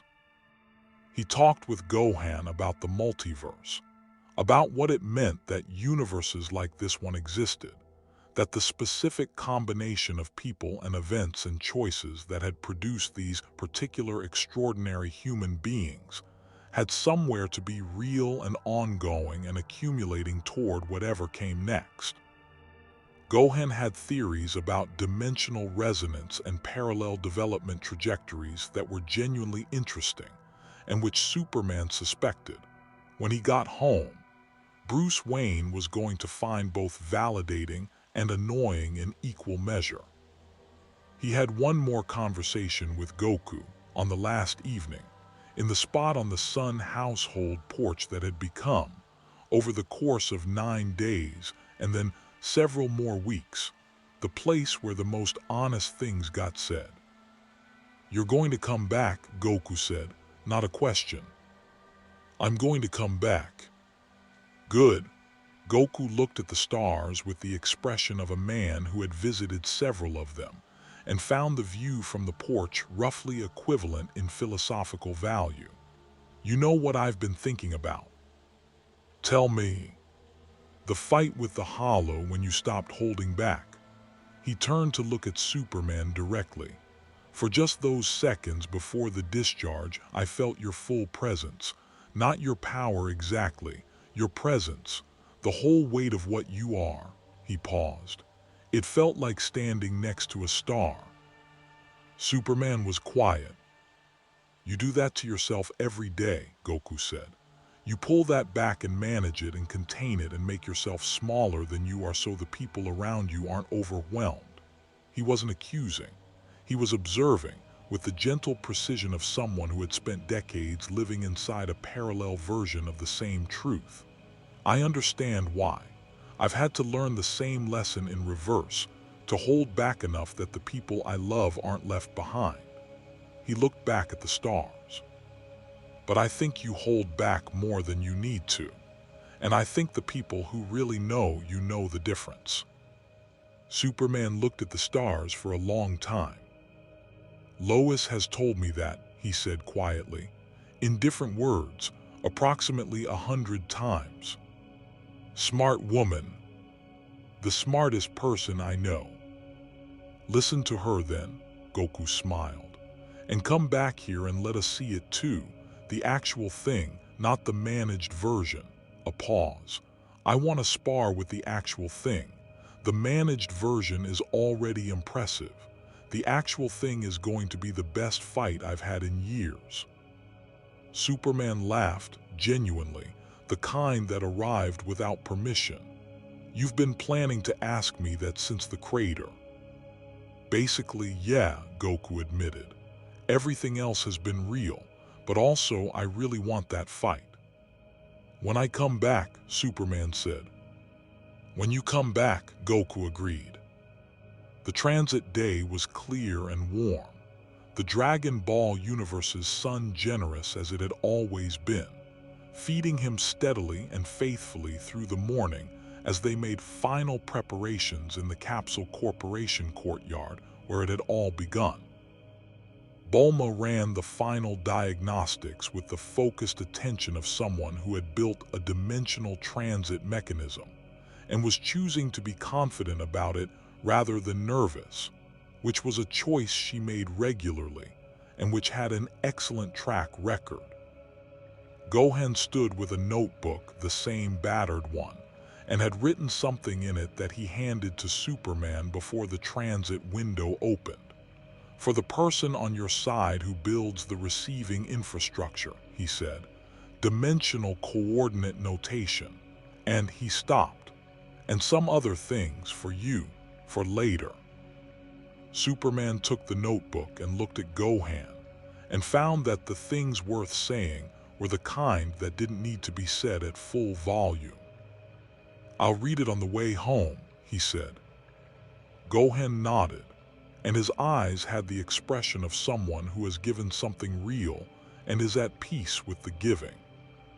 Piccolo stood at the courtyard's edge, arms folded, and offered nothing except presence, which was what Piccolo offered when something mattered to him.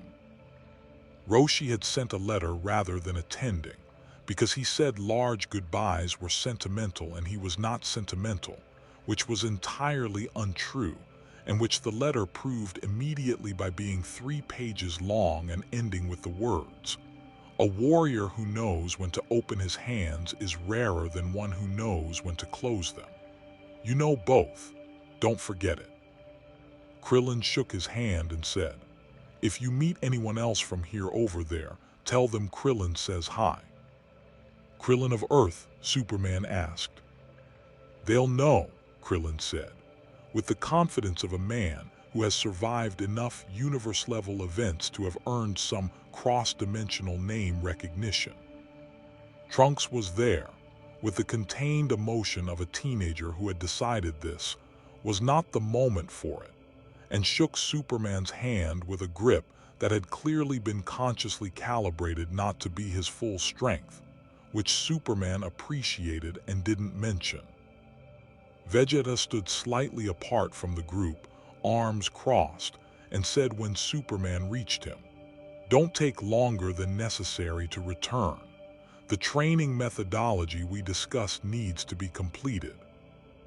"I won't," Superman said. A pause, and "Tell whoever you tell," Vegeta stopped, recalibrated, the careful thing he'd been choosing between the careless thing for a moment. "Tell them this universe produces people worth knowing." "I know it does," Superman said. Something in Vegeta's posture shifted, the smallest possible shift, the kind that registered only to people who had spent weeks learning to read the frequency beneath the expression. He nodded once. And then Goku, who had been standing at the center of the courtyard with his hands in his pockets, and his face turned up to the morning sun in a posture that was unconsciously identical to Superman's own instinctive solar charging stance, looked over and grinned the grin that had been there in the crater, open and complete, and entirely without calculation. "Next time," Goku said, "no holding back." Superman smiled fully, without the managed version, the actual thing that Goku had told him to let people see more often. "Next time," he said. The dimensional transit field opened on schedule, blue-white and humming, with the frequency that Bulma had spent 11 days calibrating to match the signature of his origin universe. Superman stood in it for one moment, feeling the Dragon Ball universe's sun on his back and the pull of home ahead of him, and the specific, accumulated weight of weeks that had changed him in ways he would spend time understanding. He stepped through. The field closed. The courtyard was quiet for a moment. Then Goku said, to no one in particular, "I really can't wait for that fight." Vegeta, from across the courtyard, said, "Neither can I, and walked back inside before anyone could make anything of it. Somewhere in a city that was not West City, on a rooftop that looked out over a skyline that was not this one, a figure in blue and red descended from a sky that had been waiting for him. He stood on the roof and looked at Metropolis, at the particular density of its existence, the grid of its streets and the specific character of its light at this time of morning, and the sound of it. The vast and intimate sound of a city going about the business of being alive in the specific way that this city went about it, familiar as the sound of his own heartbeat. He had been gone for weeks. The world had continued without him, as worlds do as they should. His phone, fully dead, would need charging before he could call Lois. He had a notebook in his hand with Gohan's handwriting in it and dimensional coordinate notation, and some other things for later. He had a Kai perception ability in his biology that was still developing towards something functional. He had Roshi's letter in his memory, word for word, the way he kept everything important. He had 63% odds that had turned out on the day to be sufficient. He had a fight scheduled for when he went back that he was genuinely looking forward to. He looked at the city, then up at the sky where the sun was doing what the sun always did. He thought about what Goku had said on the porch, about the actual thing versus the managed version, about the people who knew the difference and what it meant to let them see it.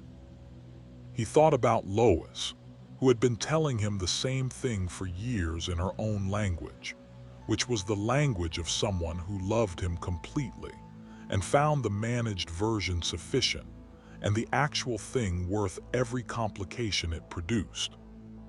He put the notebook in his jacket. He went to find her. He had arrived as an anomaly, a streak of blue and red falling out of a sky that hadn't been consulted about the matter, carving a crater into a plateau that had already seen more than its share of impossible things, standing up from the impact with open hands, and a name he offered to the first person who climbed down to meet him. No Kai signature, no power level, no entry in any database that the Dragon Ball universe's considerable collective knowledge had assembled across decades of cataloging extraordinary things. Just a man who ran on sunlight, in a universe that ran on something else entirely, trying to figure out where he was before anyone decided what to do with him. What the Dragon Ball universe did with him in the end was the thing it had always done with the remarkable and the strange and the powerful who arrived at its edges uncertain of their welcome. It tested him. It challenged him. It surrounded him with people who were simultaneously the most powerful and the most human beings he had ever encountered. And it watched to see what he was made of when the pressure was genuine, and the stakes were real, and the tools he'd always relied on turned out to have limits he hadn't known about. What he was made of turned out to be sufficient, more than sufficient in the ways that mattered.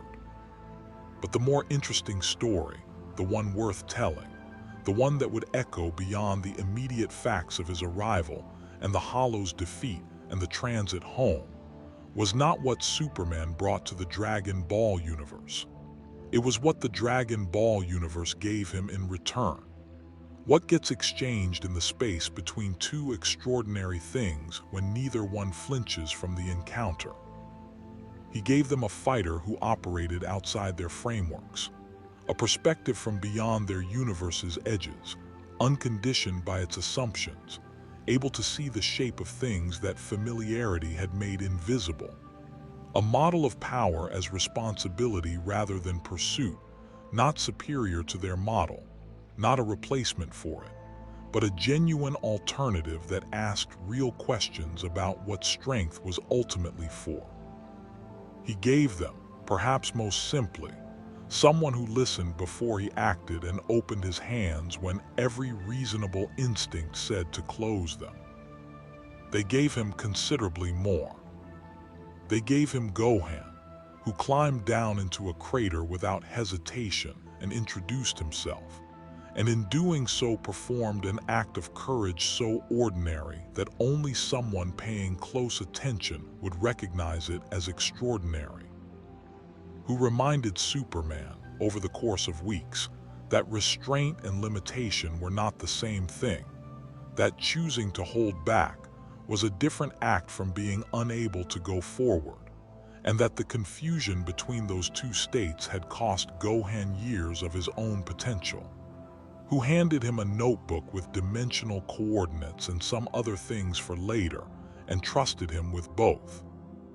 They gave him Piccolo, who taught him to hear a frequency his biology had no prior receiver for, and did it with the rigor of a mentor who had learned the hard way that the most important teaching was always the kind that prepared a student for a world the teacher couldn't fully predict, who said you did well at the end of the Hollow's defeat in the same voice he used for everything, and meant it precisely as much as anything he had ever said. They gave him Vegeta, and Vegeta was perhaps the most unexpected gift of all, because Vegeta came wrapped in thorns and required patience, and offered nothing easily and gave, once the threshold was crossed, the specific and irreplaceable thing that only someone who has examined themselves honestly and found both the failure and the growth can give: recognition. The acknowledgement of one person who has spent a lifetime trying to build something better from difficult materials to another who is doing the same. Vegeta did not give it in those words. Vegeta gave it in a conversation about his son, and a political intervention with the Galactic Defense Force, and 3 words on the transit day that this universe produces people worth knowing, and a statement that he couldn't wait for the fight, said out loud, in front of witnesses, before walking away. They gave him Goku, who was the simplest and therefore the most difficult to fully account for, because what Goku represented was not a philosophy Superman could adopt, or a technique he could learn, or a relationship he could clearly categorize. Goku was a demonstration, a living proof that power and joy were not in contradiction, that the pursuit of greater strength and the fundamental loving-kindness of a person who genuinely delighted in others could coexist without compromise in the same being. Superman had spent his life managing those two things as though they required management. Goku had never considered managing them because the tension Superman felt between them had, somewhere in the uncomplicated honesty of Goku's nature, simply never arisen. The challenge Goku had given him on the porch, no holding back, the actual thing was not about combat. It was about what Goku had seen in those seconds when Superman released the governor and let himself be fully present, and what Goku, who had made a life of being fully present, recognized in it. Not the power, the person. The actual, complete, ungoverned version that existed underneath the management and was, Goku seemed entirely certain, worth far more than the managed version to everyone, including Superman himself. It was what Lois had been saying for years.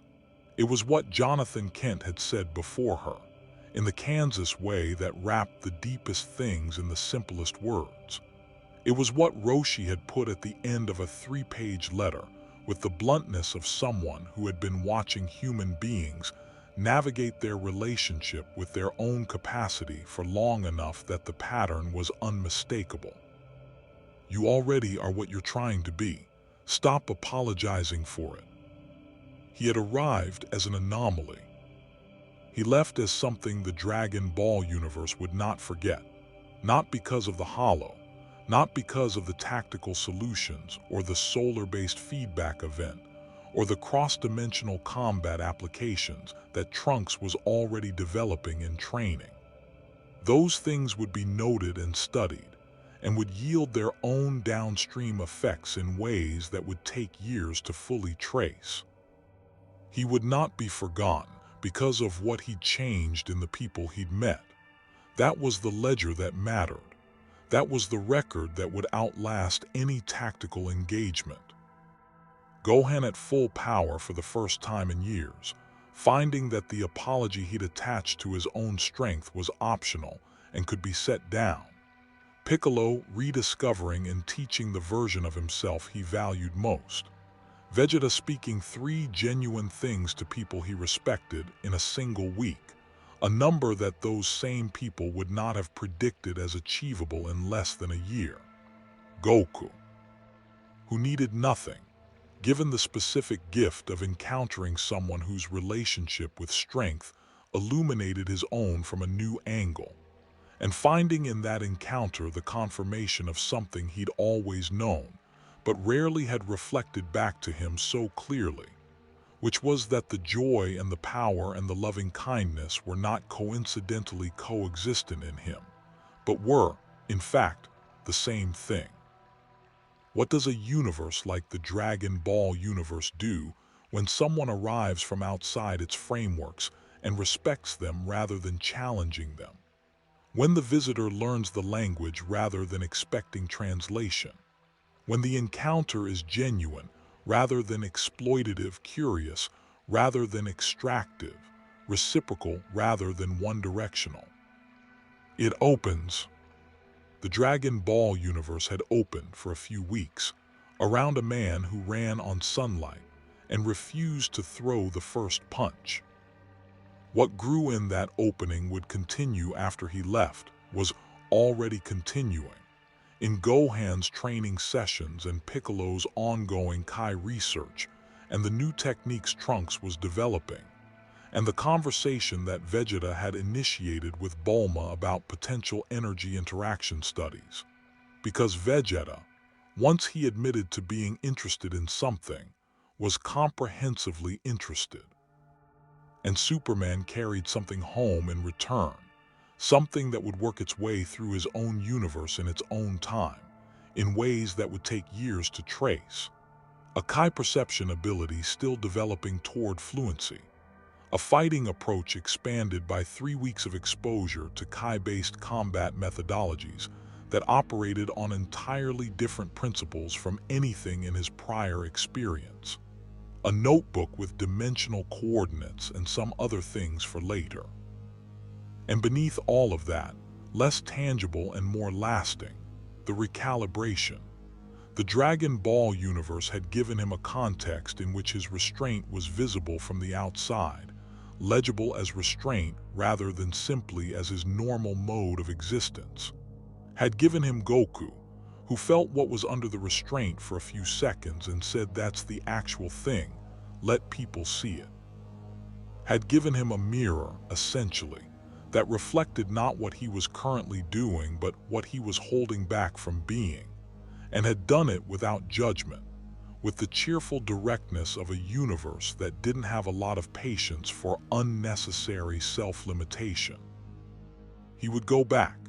He had said so and he meant it, and the mechanism Bulma had built would hold the coordinate signature and the receiving infrastructure that Bruce Wayne was going to build, with considerable muttering about interdimensional security protocols and insufficient data on transit field stability, would make the passage as reliable as Bulma's probablys ever made anything, which was to say more reliable than not. He would go back and spar with Goku without the governor engaged, and it would be the best fight either of them had ever had. And somewhere in the clean, honest collision of solar power and Kai at the absolute limit of both, something would be expressed that didn't have a word in any language either of them spoke, but that both of them would understand completely. He would go back and continue the training with Piccolo, and check in with Trunks on the new techniques, and sit on the porch with Goku under a sky full of stars that were different from his own but equally real, and find out what Den found philosophically interesting about his energy signature, because that conversation had been deferred and deserved to happen. And accept probably Kai's standing offer of dinner, which had been extended with a warmth that crossed every dimensional boundary without modification. and he would bring Lois. That was the thought that arrived cleanest and stayed.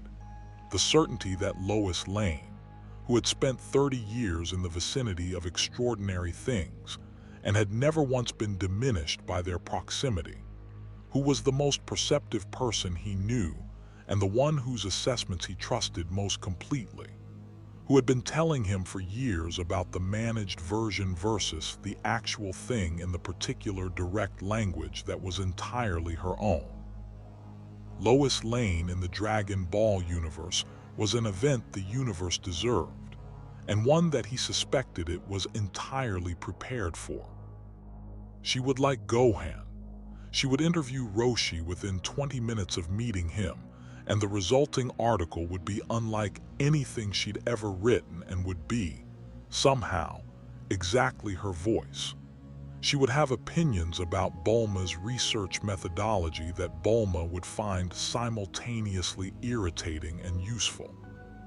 She would look at Vegeta with the flat professional assessment of a journalist who had interviewed heads of state and warlords and beings who controlled continents, and she would see exactly what Vegeta was and not be remotely intimidated by it. And Vegeta, who respected few things more than someone who was not intimidated by him, would grudgingly respect her immediately. And she would tell Clark what she thought of what she'd seen in him here, what Goku had seen, what Gohan had named, in the words she used for the things that mattered, which were different from the words she used for everything else, and which Clark had been learning to recognize and trust for decades. The actual thing, not the managed version. He'd been given that by a universe on the other side of a dimensional rift that had found him in a crater with open hands and decided, over weeks in crisis, and shared meals and genuine combat and porch conversations under the wrong stars, that he was worth the bother of knowing. He intended to deserve that assessment. He was working on it. Against all calculations, against every reasonable projection of what a solar-powered anomaly from a foreign dimension might contribute to a universe that already contained gods of destruction and beings who had broken every power ceiling ever proposed for them. Superman had proven that even in a world that measured everything in Kai, in the living intention-given form of a universe's fundamental energy, something that operated on an entirely different frequency could change everything. Not through power alone, through the decision, made repeatedly, to open his hands. He arrived as an anomaly. He left as something the Dragon Ball universe had not had a word for, and would now need one. The search for that word would take a while. They didn't mind. With great power comes great responsibility. More stories await.